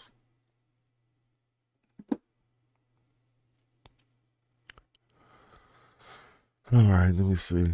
Now, if they wanted to give us more information, they literally send us to the Proto-Indo-European. Entries linking to Mesopotamia. Med Hoy, whatever. Meaning the middle and the form of all parts of the intermediary of medial. Okay. It is a hypothetical source of evidence for its existence is provided by Sanskrit's Bahal. Man, that ain't got nothing on Mesopotamia. Here go the Patmos, it just mean river. Now here we go right here. In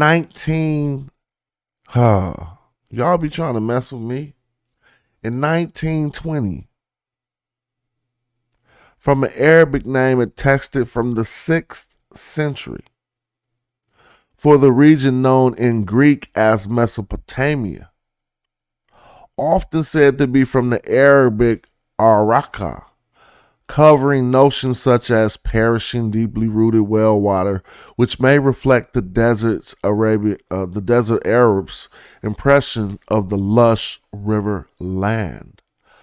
But the name might be from or influenced by the Sumerian Uruk, biblical Uruk, ancient and prominent city in what is now southern Iraq, Uru. How you get Mesopotamia from Uru? I told you that the real name influenced by the Sumerian Uruk. So wasn't nobody talking about no and Uru and So Mesopotamia, don't compare that to Kemet. Nobody said Mesopotamia. I'll show you Kemet in writing all day. Now let's go to y'all other one. We did the Levant. Did we do the Levant? Let's do the Levant.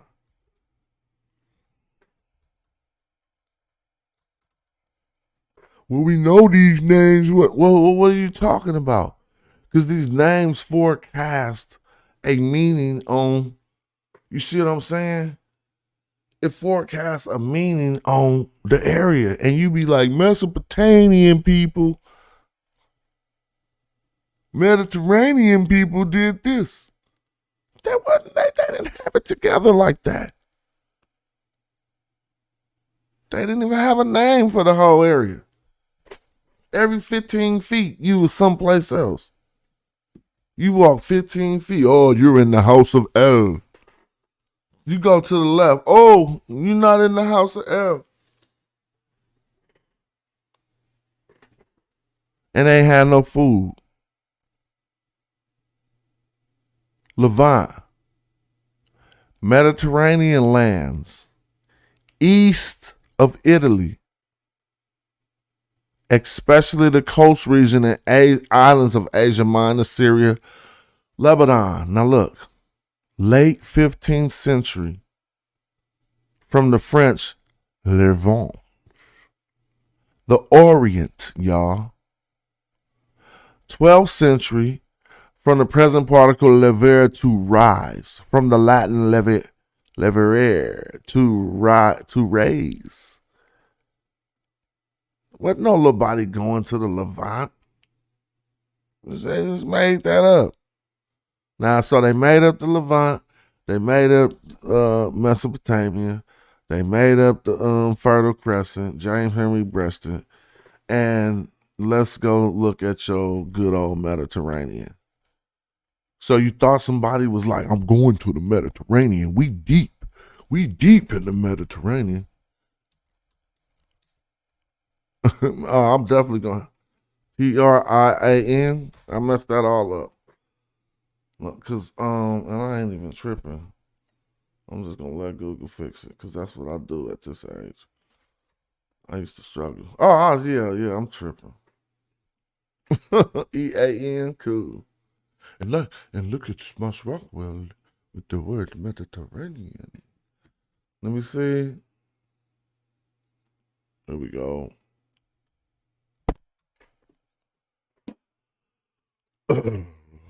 They go like this. The sea between southern Europe and northern Africa.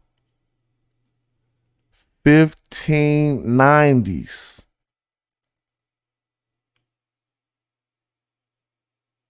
1590s. People start saying that. Earlier Mediterranean from the 1400s, and then how early we gonna go? The 7th century, it says from the Latin, 7th century Latin, Mediterraneus, midland, surround. So in the from the late Mediterranean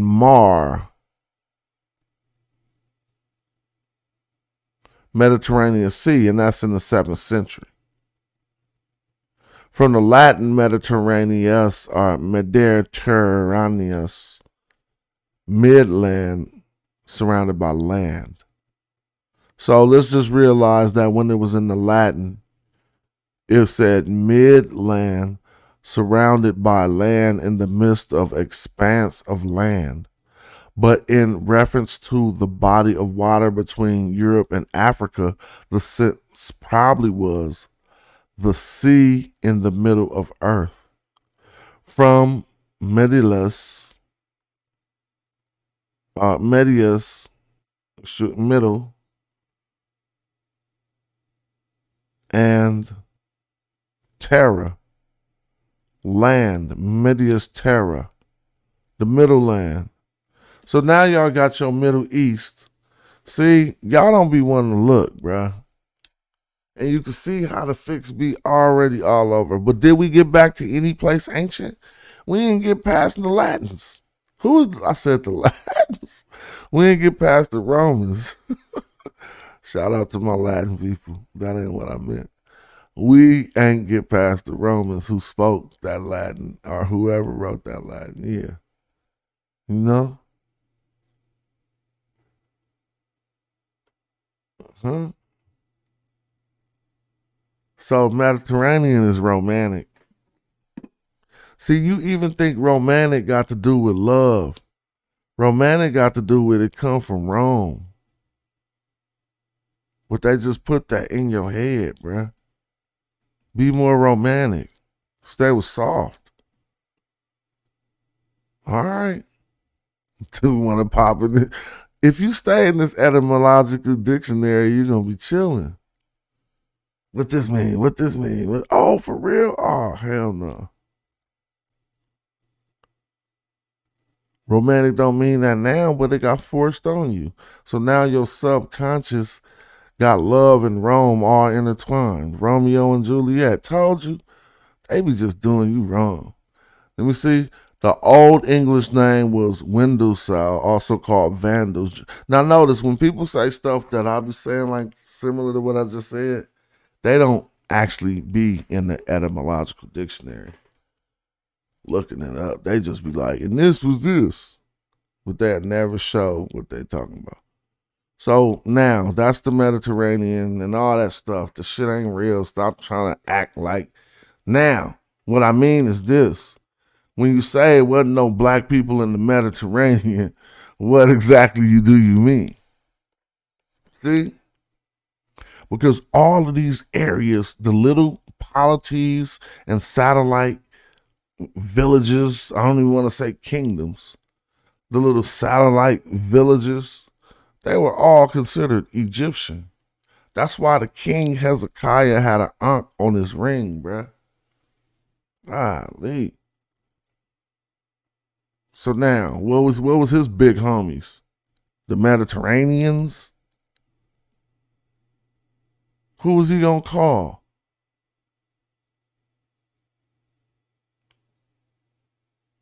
Oh, it'd be easy to beat this stuff up. So this is what I'm gonna show you. Mitanni Empire. Do do do do do do. Who did they have beef with? Let's look at it for real, for real. I ain't cool, bro. Ask me to become a member. Close the message. The Kingdom of Mitanni. Let's just do the map, man. I've been reading all night. Look. So remember all the stuff that happened? Well, we didn't just jumped up to some time, about thousands of years, 2,000. Give us 2,000 years. I always have to reference it with that. Now, I hate these clowns because I just came to worldhistory.damn.com and the map corroborates my words. I didn't do that on purpose. Did y'all see how I got to this source? Recall just the last 2 minutes. Something led us to this source. And look at what it say right here. On the whole area. I gotta make it bigger since you can't see. What this say? I want to read. I want somebody to tell me what that say. Egyptian dominions. You could might as well say that's the name for the Mediterranean. No, not the Mediterranean.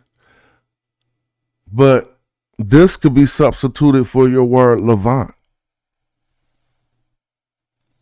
Take Levant out and substitute it with Egyptian dominions, like this map just did on worldhistory.org. I don't know how qualified they are, but they got that name though. That's a good, they could sell that for some money.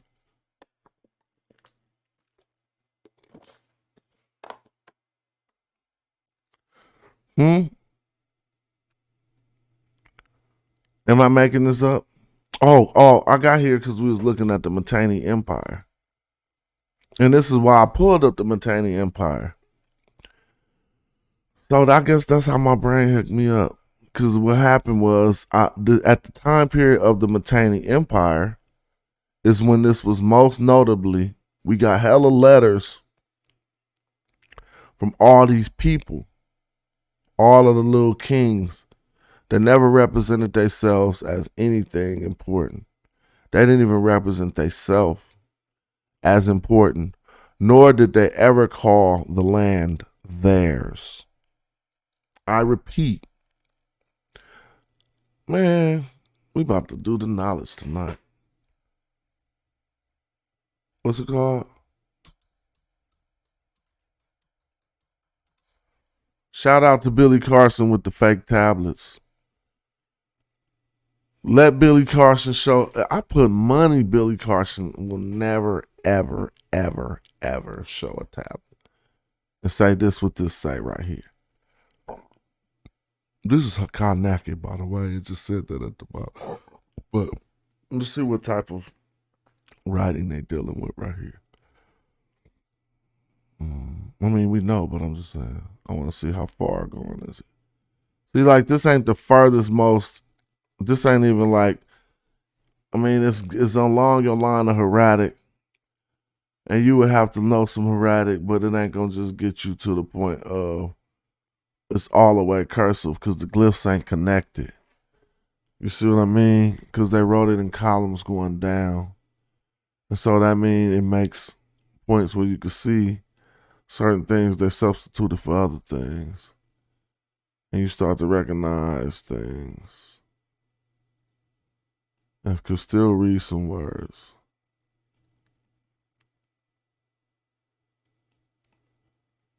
But I'll mess with that when I'm not online. Because I'm not familiar with like most of that. I can just see little words and stuff. It's like looking at somebody cursive. But it was a standard to the cursive. And y'all even know some of the stuff from just watching the show, maybe. If you really start to parse what we're looking at. I'm just trying to, all I've been tripping off this whole time while I've been silent is this backwards Z looking glyph.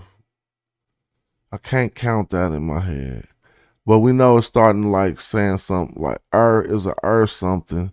Then we got the reed leaf, and the straight line is giving us what, a T? Nope.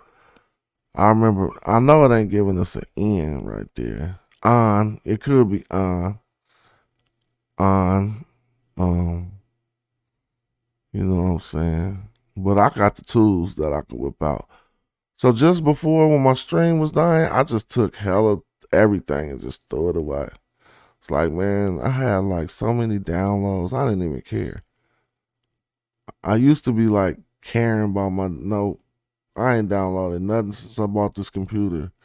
I should be tripping off like that. I don't even care. I'll go re-download it. Oh, but I got stuck here. What I was trying to look at was what? The Amarna letters, yeah. But we want to see them for real. Here go a tablet, and we can see what they say. You're going to be laughing. Everybody was a noodle. This right here, cats try to show you this. Man, don't mess with me. If they could read it, they know that this ain't nothing but cries to Egypt. I can't read it, by the way. But I looked at the source. I mean, you know, I deal with the source material. And so the deal with this cuneiform is I tried, but nah, man, I couldn't. I was cool. I know I could have, but I didn't have a desire behind it. You got a lot of it got to be passion driven to get to the bottom of it too. And I didn't have that.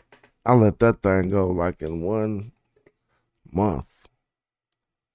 I ain't spent more than like 2 months of my whole studies. Like in the Sumerian dictionaries and stuff, I was like, this stuff weak. It didn't resonate with me. But let's look at these words. You're going to be laughing. All these dudes is clowns. I'm no disrespect, but what I mean is they did not try to represent themselves as an alpha of anything. Because they knew that the king could come take everything from you. Full text. Amarna letters, full text. Let's see if they got it. These dudes was like, please, oh please. Let me just skip through a few tablets. I hope they got them in here, man. I don't need to read all. I'll read some of this and see what they're talking about, but I'm going to do it later. Hold on, because they got a whole section say letters from the Asiatic kings. Man, you know I know what I'm talking about. Hold on. These dudes was noodles. Now, if they don't say that in this book, then I don't even know what I'm talking about. Letters from the Asiatic kings. Akhenaten had taken with... See, this don't even look scholarly. No disrespect. This look like a little book or something. Akhenaten had taken with him to the new capital part of the archives of his father. True. With few exceptions, it is not from the letters of vassals. It is not from the letters of vassals. All right, let's look and see what a vassal is. Tired of people. You know what a vassal is, right? That's little bruh. See, look at all these squares. Soon as you see a vassal, you see people. Soon as I Google vassal for the picture ship, all you see is a dude down on his knees. I want to ask you the question. Who the vassal in this picture? All right, I think picture ship is fun for our level. Shout out to Sanchez. I was going hard on him now, but I made him clean this. He didn't come on doing the fake accent, I noticed. He wasn't overdoing it. Maybe that was me. The vassal in these is the dude on his knees. See? Because some of us learn better by picture ship. So I'm going to step it back a few feet. You feel me? You see who the vassal is in all of these? It's the little bruh. Now let's go into not little bruh. The little bruh probably got more respect than the vassal. Like the vassal wasn't really little bruh. No, I don't want you to get that. It was a small chief who couldn't fight you, but you didn't want to fight him. You just made him give you everything. Now let's look at the definition. Yeah, we gonna do little kid picture ship from now on. Get us some views. Vassals. Oh. Why is it not going back? They got me stuck on that. Vassal. All right, let's see. I need wiki. Well, let's just do the definition. A holder of land by feudal tenure on conditions of homage and allegiance. That's what a vassal is. Somebody who hold land on feudal tenure under conditions of homage. So when we went to that one website and it said Egyptian Dominion, right here, and you see Jerusalem, and it say Egyptian Dominion. Do I need to make it bigger? They didn't mean that you're going to find the Pharaoh standing right here. But they rule all of this, and the money, the income made all the way up to this line right here. And then I'm about to beat up some pseudo shit that Zion Lex is out here teaching with one of them other ladies. But maybe, shout out to him because he had a source. But he keeps saying that the Amorites, the Amu mean the Amorites. Now, to keep it real, I'm glad that he taught me that, even though it's right or it could be right or wrong. But I give credit to what credit is due. I just ain't finished digging on it. But if you notice, these people right here under Egyptian dominion, at this time period right here, will be called Aamu. But the land of Aamu, Amaru up here, oh no, not the land of Aamu, the land of Amaru. So that's how they messed that up. Amaru ain't ancient Egyptian. But they saying yes it is. You say Aamu. And that's fairly close to being a cognate. I'm not with that. But Amur has an R at the end. And so I guess since ancient Egyptian, what? We had the R. We didn't have the L, right? So ain't no problem there. Where did the R go? That has to be answered. And again, this line up here shows Amaru, the Amorites, would be, from this perspective of this map, would be bordering the people that ancient Egyptians called Amu, Retnu, and Pelashet, a few other names for the little kingdoms inside of here. Them little vassals. Remember we was doing the picture ship that was down on their knees? So that's why that word shalom is relevant from the ancient Egyptian perspective. It means, y'all gonna think I'm lying. Let me get a dictionary. It means what? Stall me out, blood. You ever heard somebody say, stall him out, blood, stall him out? Stall me out, that's what shalom means. That's Halom. This is an ancient Egyptian dictionary. Why does the word shalom appear in the ancient Egyptian dictionary? Because they must have had contact with some people who said it.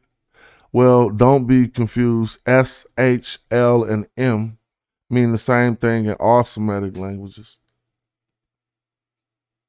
It means peace.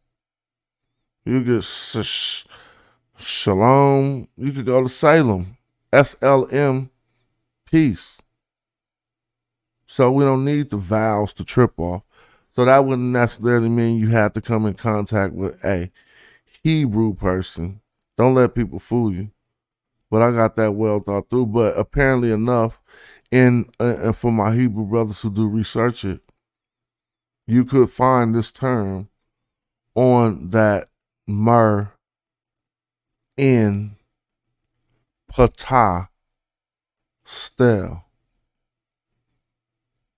You can say Merneptah, but you're saying Mesopotamia. That's the same thing you're doing. It's cool. Let me see. Case sensitive. Like I don't be tripping off nothing as long as we understand it.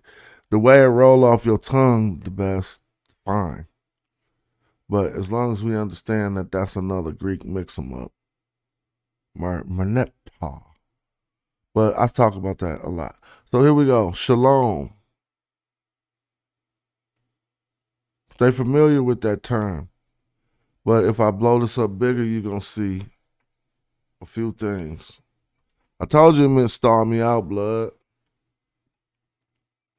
But why the determinatives got sticks, a man holding a stick behind it?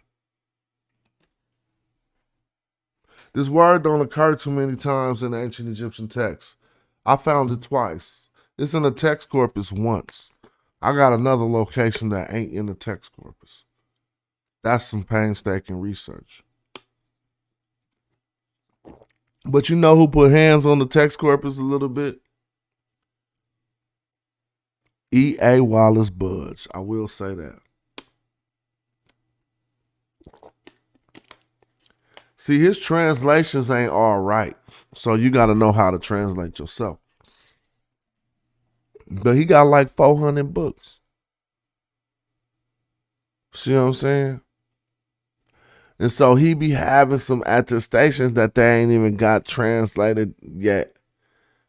And it ain't useful to nobody but the people who could read it and get something out of it. In one of those texts, I found, and I can remember which one of his books is in. I found another place where this shalom word was supposedly used. But I want us to look at the glyphs and then look at this S with the thing on top, which represents SH. We got an R right here because we wasn't saying nothing with no L's. So that killed all y'all. Just kill it all the way. The guy L can't even exist in Kemet. Period. Linguistically, he cannot thrive. Damn, this shit is raw. Like, I couldn't set up a video game better than this. Like, if I was making a simulated reality, I wouldn't be able to make that fact be so defining and apparent. I'm like, I'm just gonna take L all the way out their language, the whole letter. So that if anybody be confused that they had anything to do with anybody talking about L,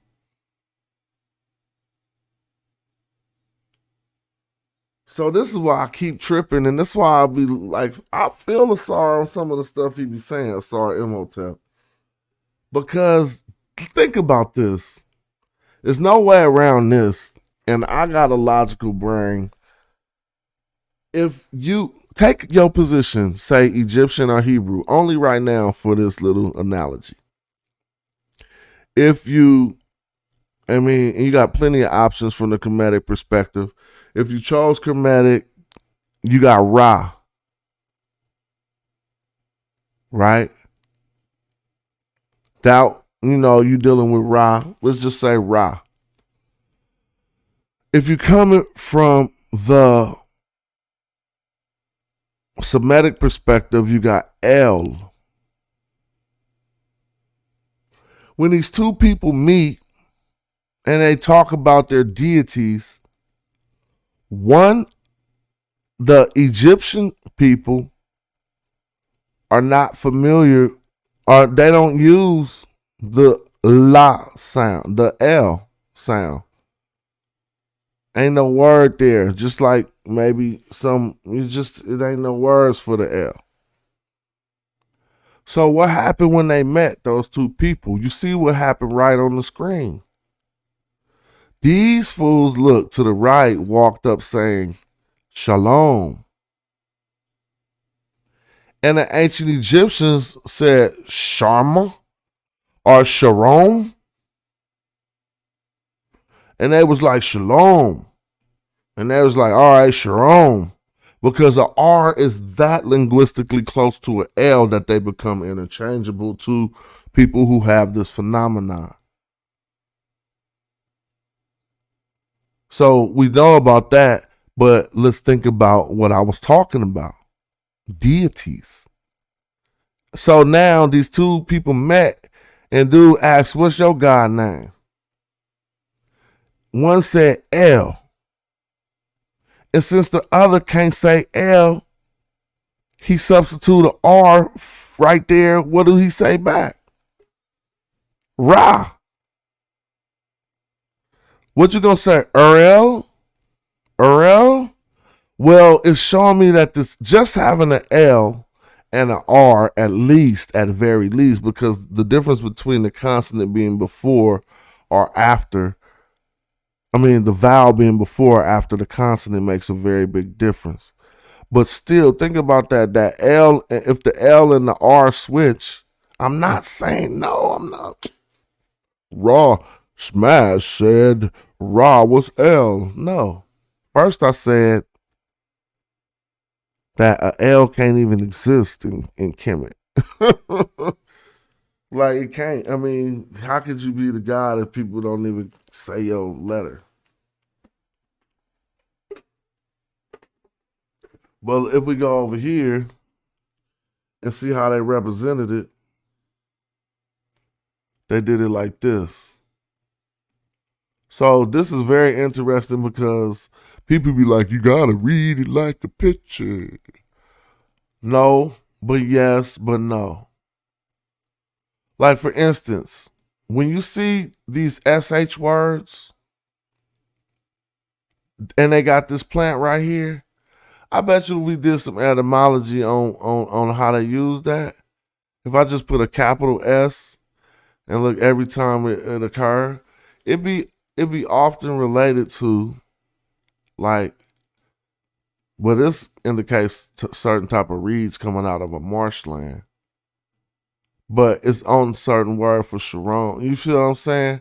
And if you look at the other words where you see this, you be like, Am I supposed to look at it like that? But no, you should look at this as the SH, the A, the R, and here's the M and the A right here. So they really literally said Sharma, but because they spelt it all out. They didn't say Sharom or Shalom from Egyptian. It says Sharma. Now, if this was an L, it still would be Shalma, which would be the closest that would get to Shalom. Now, right here it says the S interjection, but let me roll up a little bit so you can see what I mean. It meant star me out. Star me out mean I'm suing for peace. Did you know Shalom meant to lay down? Like if you was doing a robbery, you could kick in the door and say, Shalom. Look, arms.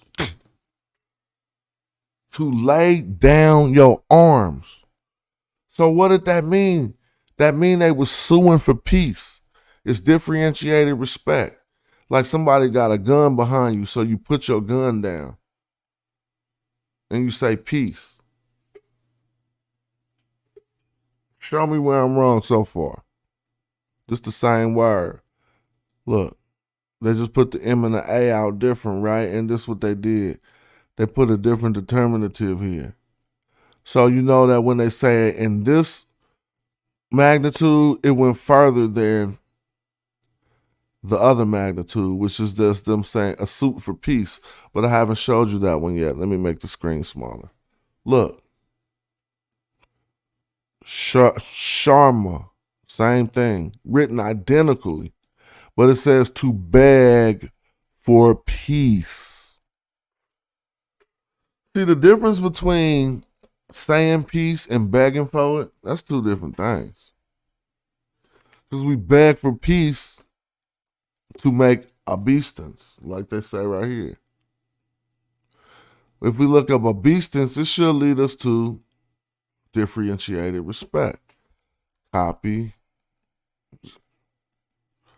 And then you go right here. Like that.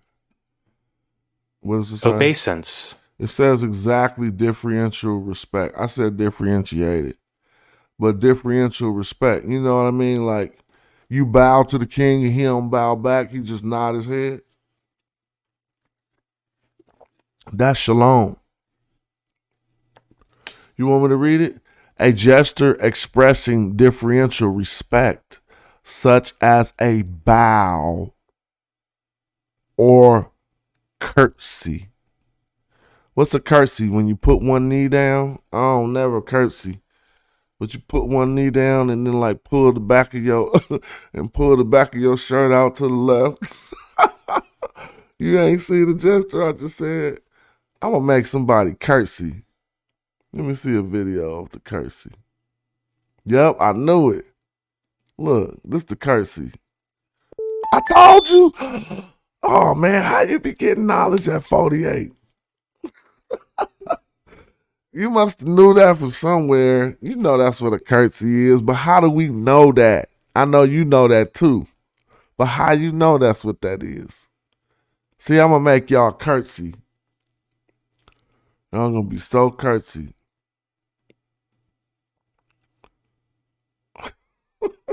So you trying to tell me shalom mean the curtsy? Yeah, because of the Zono Ferroni. Now, I ain't mounting my attacks, but if you knew the girdle wearers, the people who was known for wearing girdles is the only people who could curtsy. Somebody said cow toe. That's a different name for it? Okay. I don't know. I just knew the curtsy meant to bow, to do that little. I said it out loud. I said, pull the back of your shirt to the left and bend one knee. I'm about to have some Hebrews curtsy for their partner and say shalom. Then we could build. Because why not? That's what it do. Let's go read the dictionary. Because that's what it is. Now I say, this ain't the dictionary. I went back to the book from 2 hours ago. With a few exceptions, it is not from the letters of vassals that we learn this. For these, as a rule, are addressed simply to the king. So are you telling me that everybody, let me show you what I mean. Everybody who wrote letters to Egypt from this area, they wrote to the king. All right? They said to the king. So what does that mean? That mean they wasn't kings.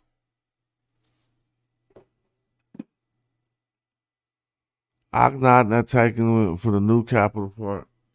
Afro-Asiatic said, nice joke. Let's get back to the scholarship. I love how cats be giving instructions and shit. I'll go hop right in the bed. I ain't getting nothing for doing this, nigga. Everything you get right now from me is free. Whether it's nothing and nothing, I'm just chilling and don't tell me what to do. Like, just take whatever you get.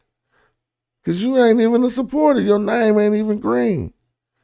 So, like, if you was somebody supporting, I'll be listening. Like, yeah, I should listen to what that brother say. But you come to the page that ain't had the impetus to want to help me do this more. You just want to tell me what to do. So shout out to you. You feel me? Like, I'm just up on a late night, bro, 3 a.m. Like, really? I could start playing my game, motherfucker want to tell me what to do. Like, that just be an escape. But now I'm not really tripping. I'm just saying. Like, I just be getting away from the nonsense. I'm not tripping on you, Afro-Asiatic. You just know. Come on, kill that shit.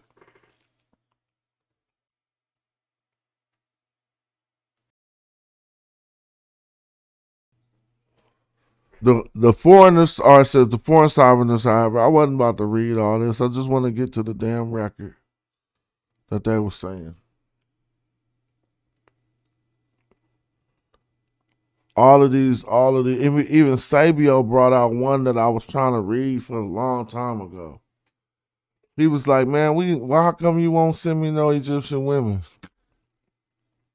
He was like, you said to me that you would never send me no ladies. Here go, right here. Tushratta. Let's talk about Tushratta because he was the king of Mitanni. So he was the only one who tried to represent himself like a boss. When I came to this page, we never got to go up to this empire up here. This is the Mitanni Empire. So what Tushratta would do, see, Tushratta has some people to the north of him that ain't showing on the map. Let's see if they show. Called the Hittites. Yeah, see this Hittite Empire? So what happened was Tushratta had to do the same goddamn thing that all these little kings had to do, but he was more of a boss. So he in the letters he represented himself as a king. He would never call himself the king. He would call the king his brother to make himself an equal to the king. So, you feel me?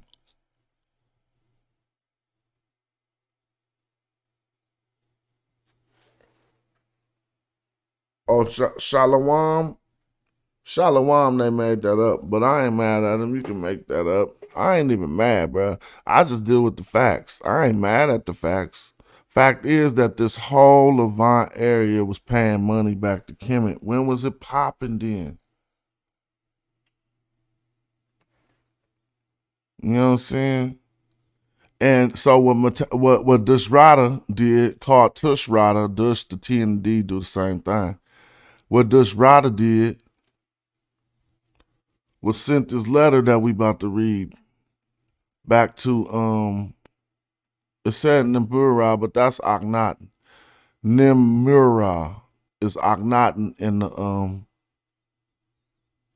It's Akhenaten in Akkadian or whatever. Or yeah, because they wrote these letters in Akkadian. So he called himself his brother, notice there. But watch how this letter go down. If this the one. It is well with me, may he live well in the house with my sister. So let's slow down. Because this writer, I really think he sent his mama too. Like he sent a woman he could find to Kemet to try to get some love from the king. So he's assuming that his sister, yes, this is his assumption, because he's trying to read and these letters never got answered. So he's under the assumption that he took his sister to be his wife. And scholars ride with that too. But if we read it, you're going to see that this is a one-way correspondence. And then he has a second letter that's like, bro, what's up? Like, why you ain't hollering like your daddy used to do? So what he did was wrote a letter to his mama, yo. Wrote a letter to Queen T. Like, hey, deal with this. And it didn't happen. Because, am I wrong? Akhenaten. Let's go back. I got to look at the 18th dynasty. Got to be Queen T. I ain't wrong, never wrong. Queen T was Akhenaten's mama. 18th dynasty. Family tree. I do be wrong. But if I'm just saying it like that, that got to be right? How I messed that up? Let me see. Hell yeah. Man, I ain't got to check everything. I know what I'm about to see. Look. Oh, that's Tia. Move to the fourth. Amenhotep and T. Come on, man. We got this stuff memorized. So Amenhotep and T, and then we're going to get the letter was sent to him right here. So you see these two, the line go down right down to him. So yeah, he sent the Tai, whatever. I ain't tripping on pronunciation. He sent the letter to her, crying and stuff. All Dushrader's letters are written in this tone with the exception of the last. Nimrud felt his end approaching and treated the aid of Our Lady of Nevis, what? And entreated the aid or whatever. Let me see.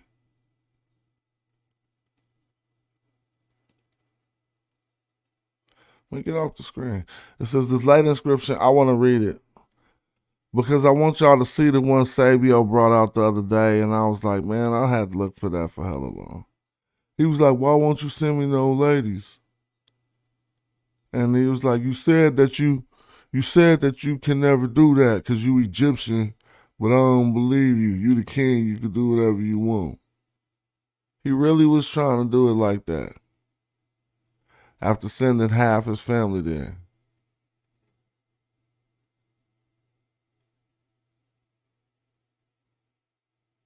Here we go, complaining. This one it starts. Since ambassadors from thy fathers came to my fathers, they always lived on friendly terms. We should continue, bruh. He said we should continue in the same. Messengers have now come from thee thrice, but thou hast sent with them no gift worthy thy name. I also shall desist in the same way. If nothing is denied me, I shall deny thee nothing. So he's saying, you ain't sending me nothing, bro. 3 last times, I ain't sending you nothing back. So this is the deterioration of the relationships between the Mitanni Empire and Egypt. But that ain't the one I'm looking for. He gonna come back begging. Watch, here he go again, watch. Nope, that ain't what it is.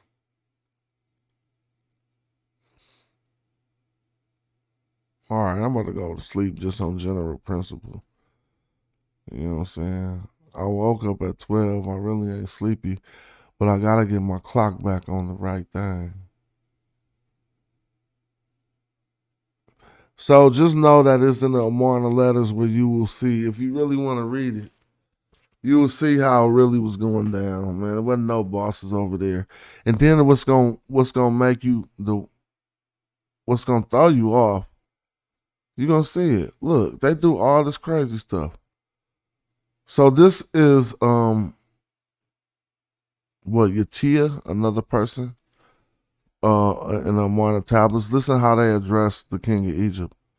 To the king, my lord, my gods, my son, the son of heaven. It says, Yitta, prefect of Ashkelon, is thine servant. So this person who was the king of Ashkelon to his little homies is writing letters back to Egypt that read like this. He says he's his servant and he's the dust at his feet, the dust at thy feet, the servant of thy horses. At the feet of the king, my lord, 7 times and again 7 times, I prostrate myself upon my back and upon my breast. What you talking about, some kingdom? That's not, I'm not writing that, bro.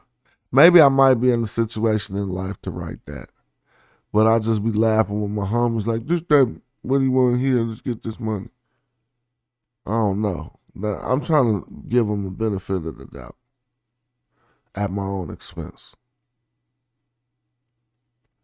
So I guess they not gonna show it. But Rib Adder gonna ask for some. Here go Rib Addy.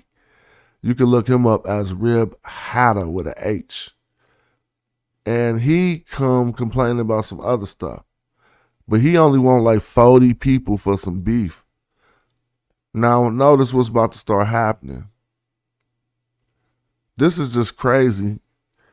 It's these people called the Habaru. They trying to say they're not the Hebrews, but why the first time the name Yah start popping up is with these fools? Like, you can't make this stuff up. So watch, he fighting against these people, and he sending letters to Egypt like, bruh, these fools is coming through riding.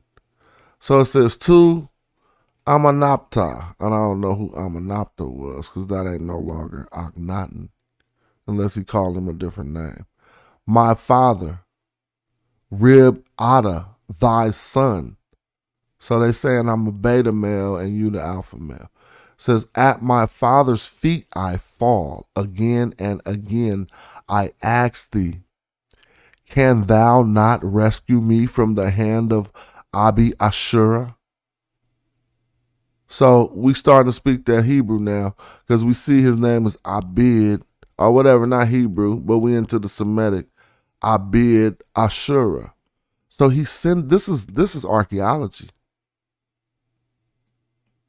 He like, bruh, so you telling me you're not about to send me no archers? Watch this.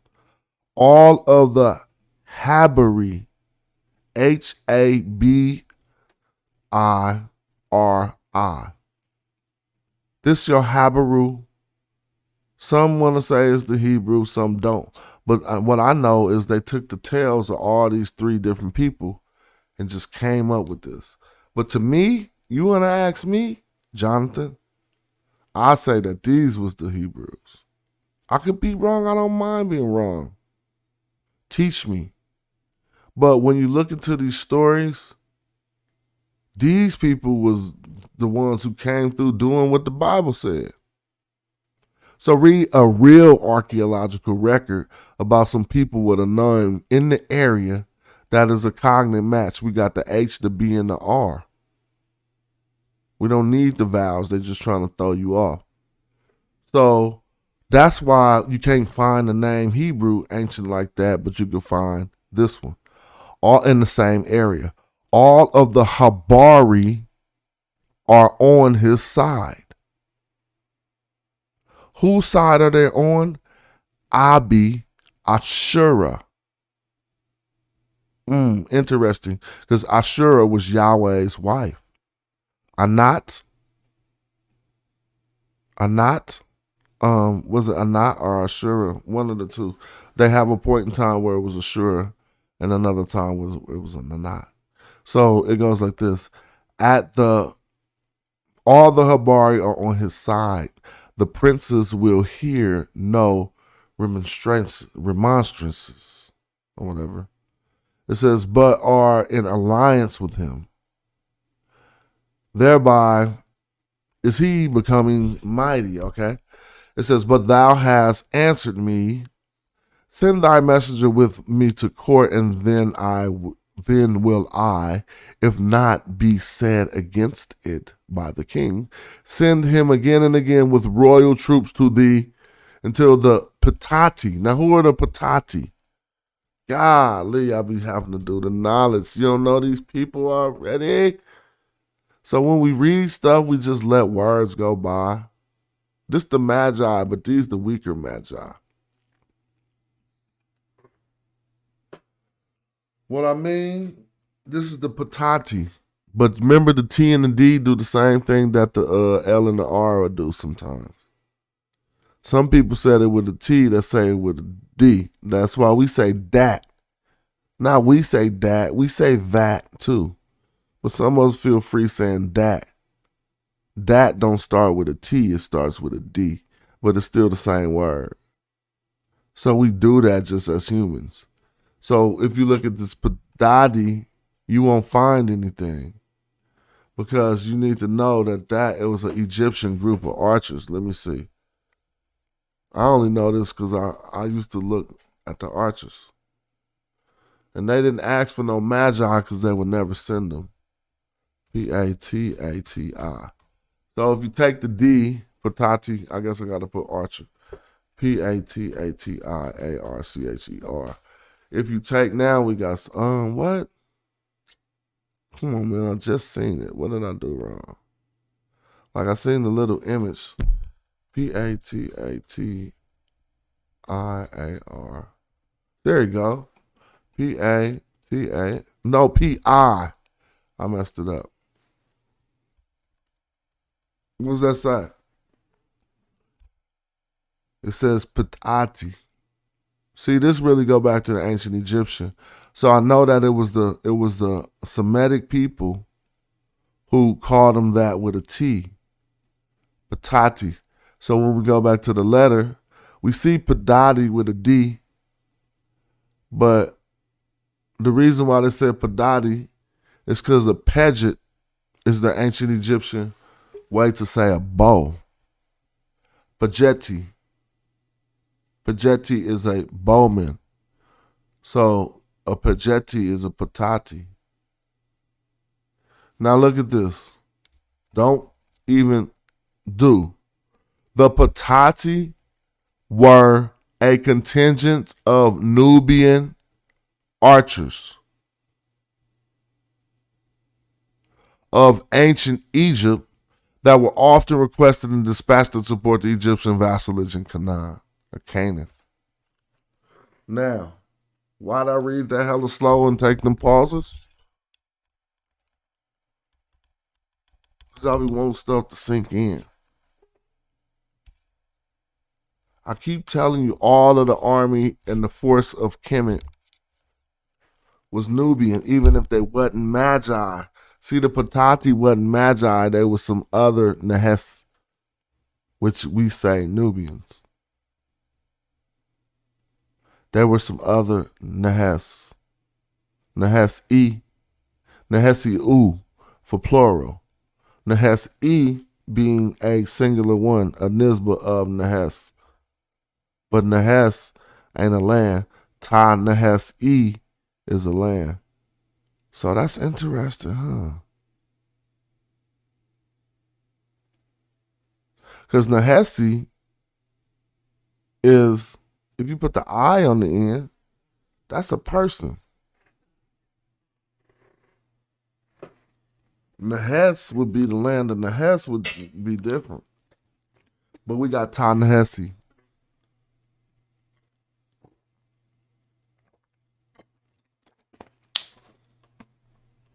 You think I'm not gonna go to sleep and still wake up at about 6:37? I don't be knowing what that's gonna do. Like, them 3 hours be crazy. but I'm really gonna be back up by 7, 8, maybe. What did we learn? We learned a lot, but we learned that right here, he ain't even asking for no Egyptians. I keep telling people this. They want them Nubians to come through. You want me to read it? Let me slow it down. So the Hebrews was going crazy. So now you see why the Hebrews, even though this ain't the Hebrews, this is the Hebrew. Some people say, hell no, that ain't no Hebrews. But this the closest you're going to get. So they was going crazy, right? And they was smashing on everybody. Well, let's read come on, text. All of the Habari on his side and the princes will hear no remonstrances, it says, but are in alliance with him. Thereby is he becoming mighty. So Ashura was getting real big because he hooked up with these Habari. Now what is to happen? It says, but thou hasn't answered me. He like, you ain't even got back at me, bruh. Shout out to B Dread. I appreciate you much. Good to see you. True supporter. You know? Look what he said. But thou hasn't answered me. Send thy messenger with me to court, and then will I, if nothing has been said against it by the king, send him again and again with royal troops to thee, till the Patati march forth to secure thy life. Now we need to know about thy and thee. Whose life is they going to secure? Take off the TH and put an M. Thy life is my life. The life of thee is your life. Am I right? Come on, we're going to have some fun. Thy and thee. Of course I'm right. The use of the situations and subject. Come on, man. You doing too much. Just give me a picture. You don't do pictureship. It's late. I ain't doing no reading. Look, thou is you. Thy is your. What? Let me go back. Thy is your. You tripping. He better stop. Is he threatening him? Thine is your. Thee is you. What was me? This the 1600s. But and you know he wasn't saying no damn thy. I hate these people who translate shit this way. But I want to know how you say me. Thou is you. Thee is you too. I gave it to thee. Thou art lovely. Thy is you possessive, your. It says possesses when the following word does not begin with the vowel sound. Open thy mouth. See, it's your mouth. Go to thy car. So it's not my.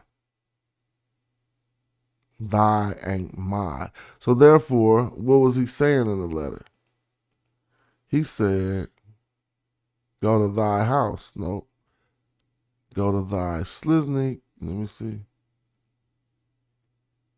What did he say? I want to know. Then I answered you. Because it say thee. I will not delay, of course, to send the man, but all right, so I will not delay to send the man. But nothing of this must come to the ears of Abishur. Oh, I went way too far.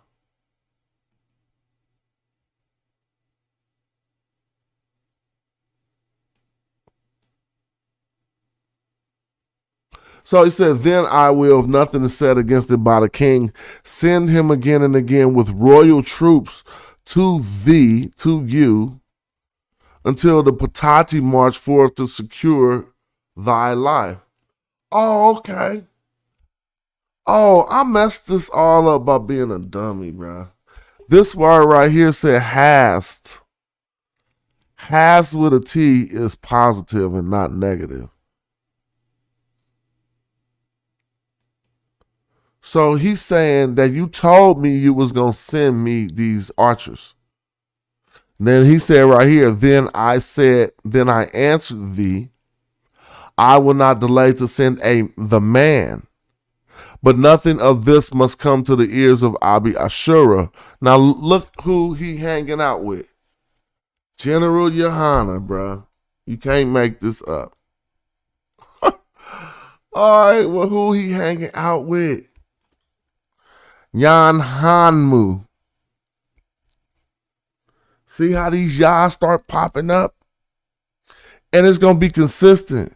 Because Yahamu and all these other Yah is just like right now. They having issues with the people who worship El.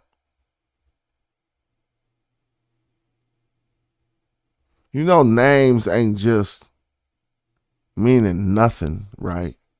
His name was Yan Hamu. You give that to the people that going to say it's Yahama Shawam. But they know that Yah is there for a reason. So now we got Yah, and he with the Habari, and he in the area. Now let's read what he did. I will not answer in sending the man. It says, I will not delay to send the man, but nothing of this is to come to the ears of Abi Ashura, for Yan Hamu has taken silver from his hand. So this Yadu, when he seen the messenger that he be sending to Egypt, y'all just be robbing him. As much, now this is artifacts we reading. I'm reading the book, somebody's translation of it. This is different. This ain't the Bible. You could go pick this up, hold it, and see is it 3,000 years old. It ain't no scroll. Amarna letters is written on cuneiform tablets. You could go visit this. As much as to say, this is off of a primary account. So somebody wrote this 3,000 years ago, unlike people who wrote shit 900 years ago about people from 3,000 years ago. That wasn't really there. As much as to say that if Abi Ashura gives Yan Hamu a hint, the messenger will never get beyond the lower Egypt. Ooh, that's a lug. As much as to say that if Abi Ashura gives Yanu hint, the messenger will never get beyond lower Egypt. Oh man, Lower Egypt went hella high to them. I'm trying to tell you. He talking about right here, bruh. Oh my gosh, that's a lug. I'm about to use this lug for like the next 10 years. What did I just see right here? In the primary accounts from the Amarna letters, who is this Rib Hada, I think, is writing to, let's go back up and see if this is Rib. Yeah, this is Rib Hada, but when you Google it, it's going to say Rib Hada with an H. Is writing a letter to the king of Egypt, but he makes a significant point that I never seen nobody point out. He says this. First of all, he's crying for some help from a single man who is ruling the area with some Hebrews, some Habari, I should say, right? Now he wrote this. Then I answered you, I will not delay to send the man, but nothing of this must come to the ears of Abi Ashura. So first of all, how could that happen? Someone in Kemet writing a letter on one clay tablet. No, it's the other way around. Someone's in, I don't even want to say the Levant area, right? Writing one letter on a tablet and it get to Egypt. It's supposed to. But on the letter, he like the one man whose name is Yan Hamu can't hear nothing about this. So y'all be sitting here thinking, text, ancient text couldn't have got to the area. Popular ancient texts that they all knew. But he's scared that his secret letter, a private correspondence from a chief to the king, he's scared that people in the area gonna know. So this is what I'm saying. These concepts of the information, how could they possibly know what was on the Kemetic walls? Well, how could these people have known what was on one cuneiform tablet that he was sending to the king? He was scared.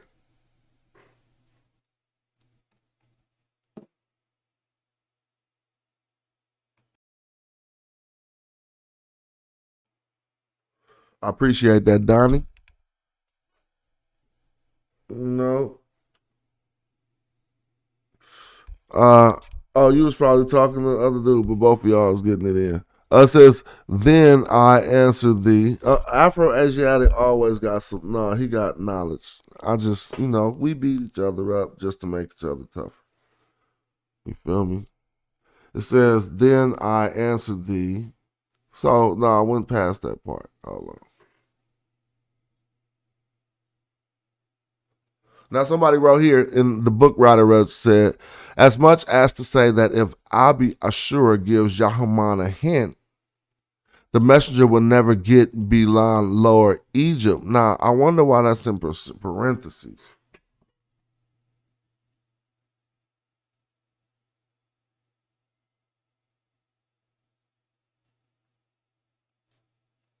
That messed it up. The parentheses messed it up.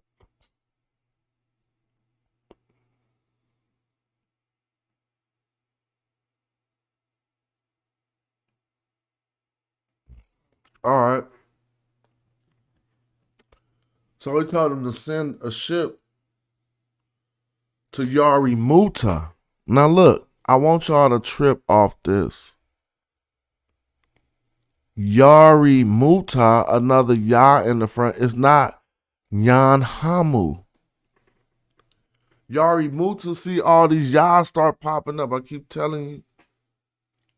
So now we got him saying, okay, but send a ship to the Yari Muta. Is that an area?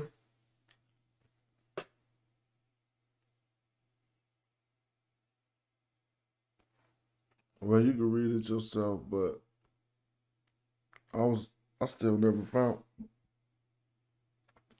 what I was looking for. I'm about to make a defense thing. Well, let's look at the crypto market, man, real quick. That's what I'll be having to do. Let me see.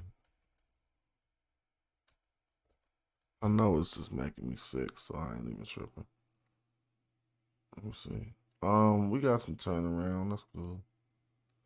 Bitcoin height, still doing this 26 thing. Whatever. Been doing that for some years. Got projects looking crazy. Let me see. 312. Okay, I'm not mad at BNB. But let me get back on it. So these other Nubians that he was begging for, they begged for him plenty times. Here it goes, say right here. Defeat against the Habaru. Now I want to click in on these Habaru, man. More accurately, Aparu, meaning those who cross from the other side. I told you that's the same thing Hebrew's supposed to mean. Am I wrong? Tell me. No, I'm not. What do Hebrew mean?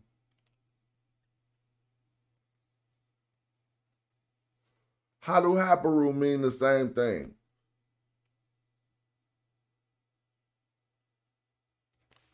Ain't that one who crossed the river? Something like that. See? Y'all messed up. Kursaru. Kursaru. Kursaru. Now, all you got to do to learn the cuneiform is learn. This is really not hard. It's more simple if you slow it down. It's just 4 arrows pointing down. I was doing this, but I couldn't figure their system out. I was like, how am I supposed to just keep remembering that? Ibir, yeah, Ibir. Ain't they come with some fake one who crosses over. But it mean this, those who crosses over from the other side. Same meaning.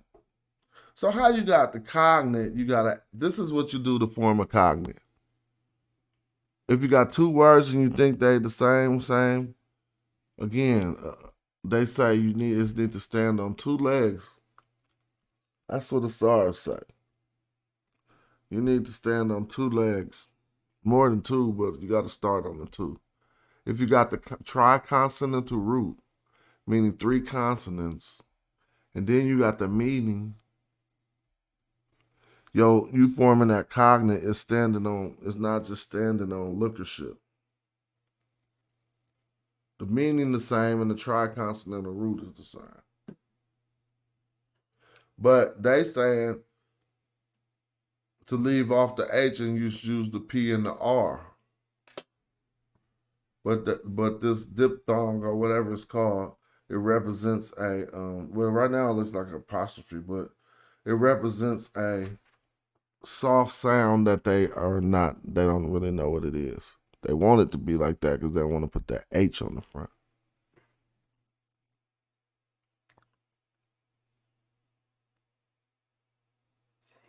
Sagaz was trespassers.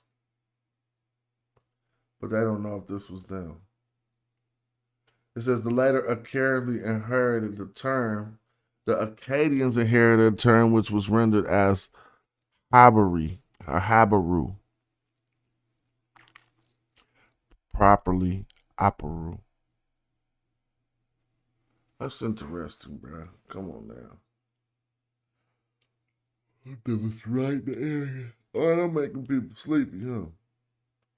Now, this go the funniest part. This is the part that just make you say, "Oh hell no!" The lie is grand. You're gonna laugh at how much evidence you have that shows that the actual Habaru. Let's talk about all these places. We should familiarize with our places. I'm not familiar with this one.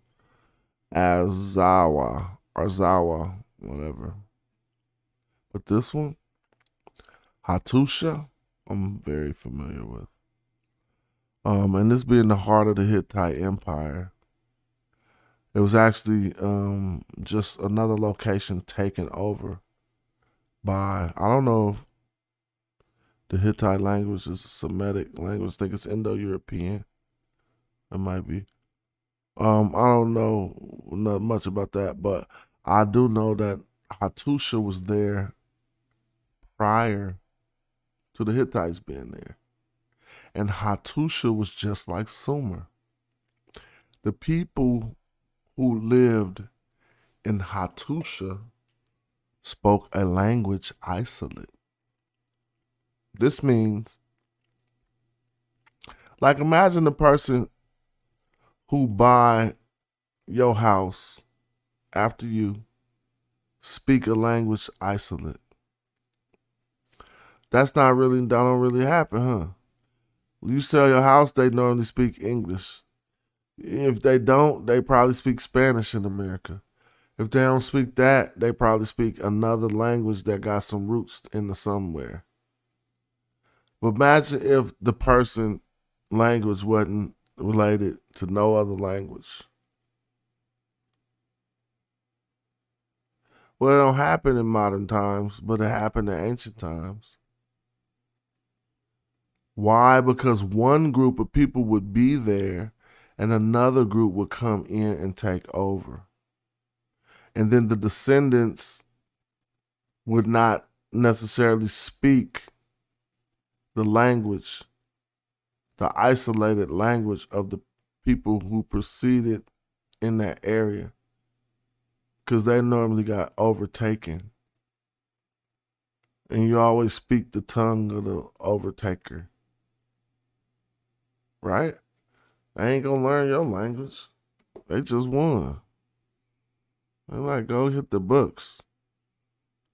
So Hattusha was really called Keta from the ancient Egyptian. You won't find anything about Hattusha in there, but you will find much about Keta. Now, when people, I seen somebody about to do a show on the Black Hittites and they was going to debate it. I don't know if they need to do that. Do I propose that Hittites were black? No. But Hittites were the people who came and took over Hattusha. And the former language is called Hattic. Hattic. Hattic. Let me look that up, man. I ain't checking my own knowledge. I'm showing you. Hattic. Buage language. Hattic. People never even heard of Hattic because it is a language isolate that was only spoken by the people called the Keta. All right. So it wasn't even probably called Hattic. I don't even know if people named their languages back then. I don't know what they did. They probably just was like, look. But they call it a I told you, Indo-European agglutinative. I don't need to know that. I know what it means, though. It means you don't use certain parts of your mouth, right? In linguistics, agglutinative is a morphological process in which words are formed by stringing together morphemes, with each of which correspond to a singular syntactical feature. Okay. That's kind of like what I said. You don't do certain things with your mouth, right? If they attach these morphemes or the smallest unit of sounds that we can make, right? Each of which correspond to a single syntactical feature. I might be wrong. I could be wrong. So let's see. I don't need to know this, dude. I'm out of that. All right, here we go.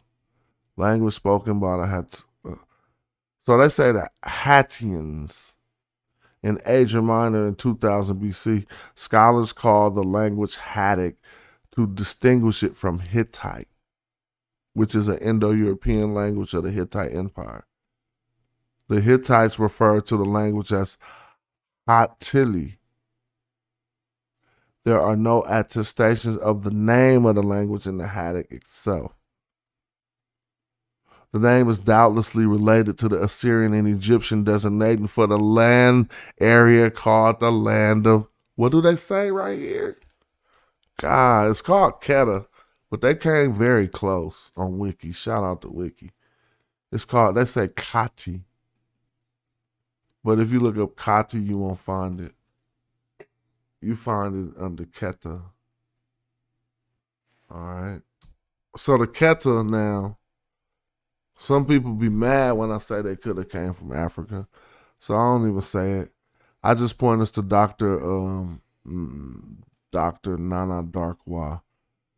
A little bit of the work of an African priestess named Mama Zagbe.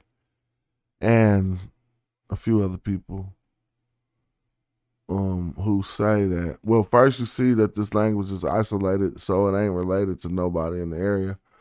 And where did that come from? It could have came from anywhere. That don't mean it came from Africa. But there's something about a relationship that stopped the Battle of Kadesh. It was some verbiage inside of the Treaty of Kadesh. Let's look this up. People don't know. Treaty of Kadesh. All right, I ain't talking about Kemet no more. I'm doing my homework right now. I really like to do this to make sure I don't forget it. So I'll be making sure that this is in my head. Let's read this treaty. There's some particular words in this treaty. Because after, see, this is what happened. Dumbblood stopped writing back Akhenaten. That's Dumbblood. He stopped writing back because he was just so sprung on Nefertiti, right? That he literally messed up everything. So he was P-whipped before they ever gave that name. Because the gold that his daddy would send to this empire, because his daddy wasn't stupid. So his daddy knew that his biggest beef would be with these dudes up here, right? His daddy was Amenhotep III, by the way. Amenhotep III knew that the biggest beef he would have to deal with was with the Hittite Empire. So look at this. His land wasn't bordering them. Some other people had to deal with them, and they was pretty good at keeping them off. But they didn't have the money and all that stuff. Now look at this. Mitanni never tried to encroach upon all of these Egyptian sites right here. So this is Kadesh right here at the top. So that's why it's the Battle of Kadesh, because you can see the Hittites overwhelmed Mitanni. Why did they get not the right? As soon as they found out about dumbass Akhenaten and the breach between Egypt and the Mitanni Empire. Peace, Asar. Peace, Donnie. I see you. What did they do? They smashed on the Mitanni Empire and knocked it all out. So we like, hold up, man. Y'all don't even understand this from the Hebrew perspective. This is that fake Sumer I was talking about. Cats be seeing this and be messing that up. And they be, I knew I was looking for this earlier, but I couldn't find it. But see, so this is something I want to point out. Why was it the Battle of Kadesh? Think about it. Why was it the Battle of Kadesh after what I just illustrated about the Mitanni Empire getting overwhelmed? Because they fought in Kadesh because Egypt was like, hell no. Y'all not even getting an inch onto our land. Damn, beat them up. Not even an inch. As we know, if I have to go back to the other map and show you again, Kadesh is right here at the end of what's called Egyptian dominion. You see Kadesh, they got it in Amaru. So now we see. This ain't the whole Levant. This is going up to about Damascus, dude. Now that's crazy. Because people will act like when I say this, people be like, wasn't no black people in the whole Levant. But right here on a primary text, he begging for him to come. Begging for him by first name. Patati. So I could have told, I didn't even throw that tribe of black people out. Because I don't take Chief X seriously like that. Nah, hell no. That's just more YouTube content, bro. Content. People need to come to my page to see something. So if you come on, I'm not turning you off. I mean, unless I don't got no problem with none of these people, yo. I would laugh if I came across any of y'all in the airport, like, hey, what's up? And you didn't know it was me and you seen it was my face in the airport. We would start smiling, all, so wouldn't you be doing that with the most of the people? Or are you going to be like, I'm going to go whoop him? Oh my gosh, you got a weird life. Because wherever you was headed wasn't important. Anyway, you just like want some conflict. But anyway, I'm off point. Point is, the Battle of Kadesh happened in Kadesh because they was protecting every city under Kadesh, including Jerusalem. And this wouldn't be the first or the last time Egypt saved Jerusalem.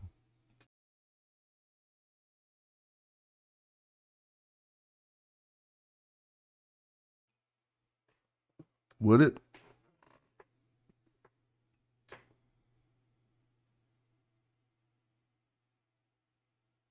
So now this was hella funny.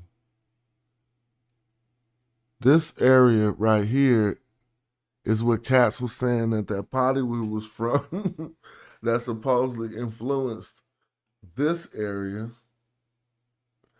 But that pottery was from China. If I had to scroll over to the right to China with the map blown up this big, it'd probably take 30 seconds. For real. That's how offcast be. So let's go back to the map that say Egyptian Dominion and see how they got it going all the way up to Damascus. Damn, that's crazy.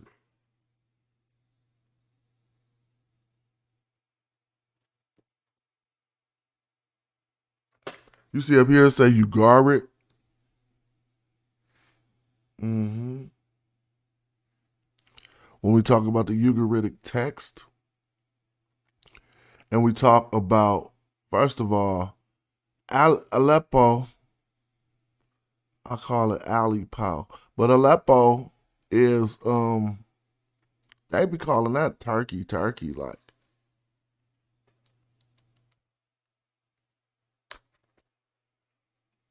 So we all in Turkey, right? Because I got a text where one of the ancient Egyptians was explaining how to get to Aleppo. And the funny part about it, he used the words for north to really represent what north is to us. He was like, go north. And I was like, well, I thought they had a different perspective. I thought north was, but I don't know how I mentally messed that up, but I must have.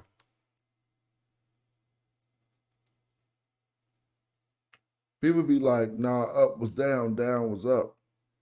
But not in a, they still had the same cardinal points is what I always argue.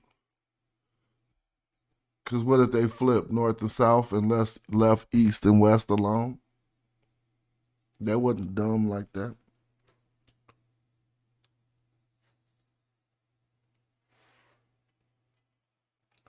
What's up, y'all? Getting up. I got up on a late night. It's 4 a.m. I started this thing about midnight my time. And I just been talking. Let me see. I want to see this. All right, I'm about to get ready to stop talking. Go watch a game and go to sleep, man. Probably got blew out. I know I got blew out because this ain't a real game. This is a scrimmage that I'll be trying to run scrimmages in order to see if my team gonna be right. But I'm a holler though, because I was getting sleepy though.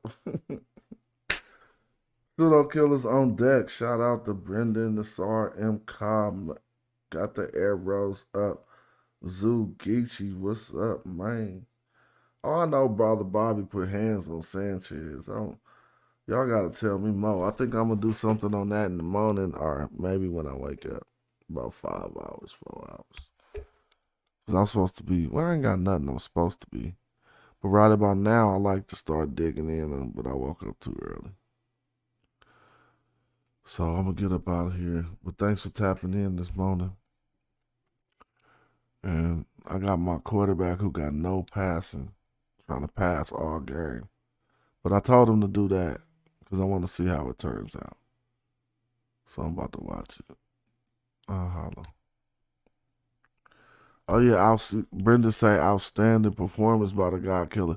Yeah, when I started the stream first, Bobby was in the building under a different account. But I come to find out it seems like I sat here and was tripping and let my memory run all low. And that was messing up my streams, it appears. It'll just shut down the streamer.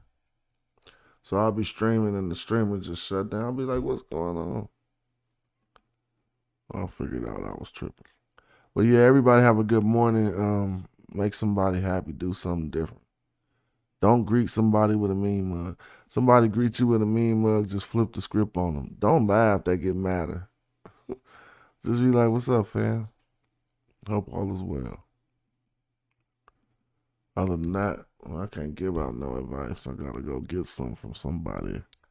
All right.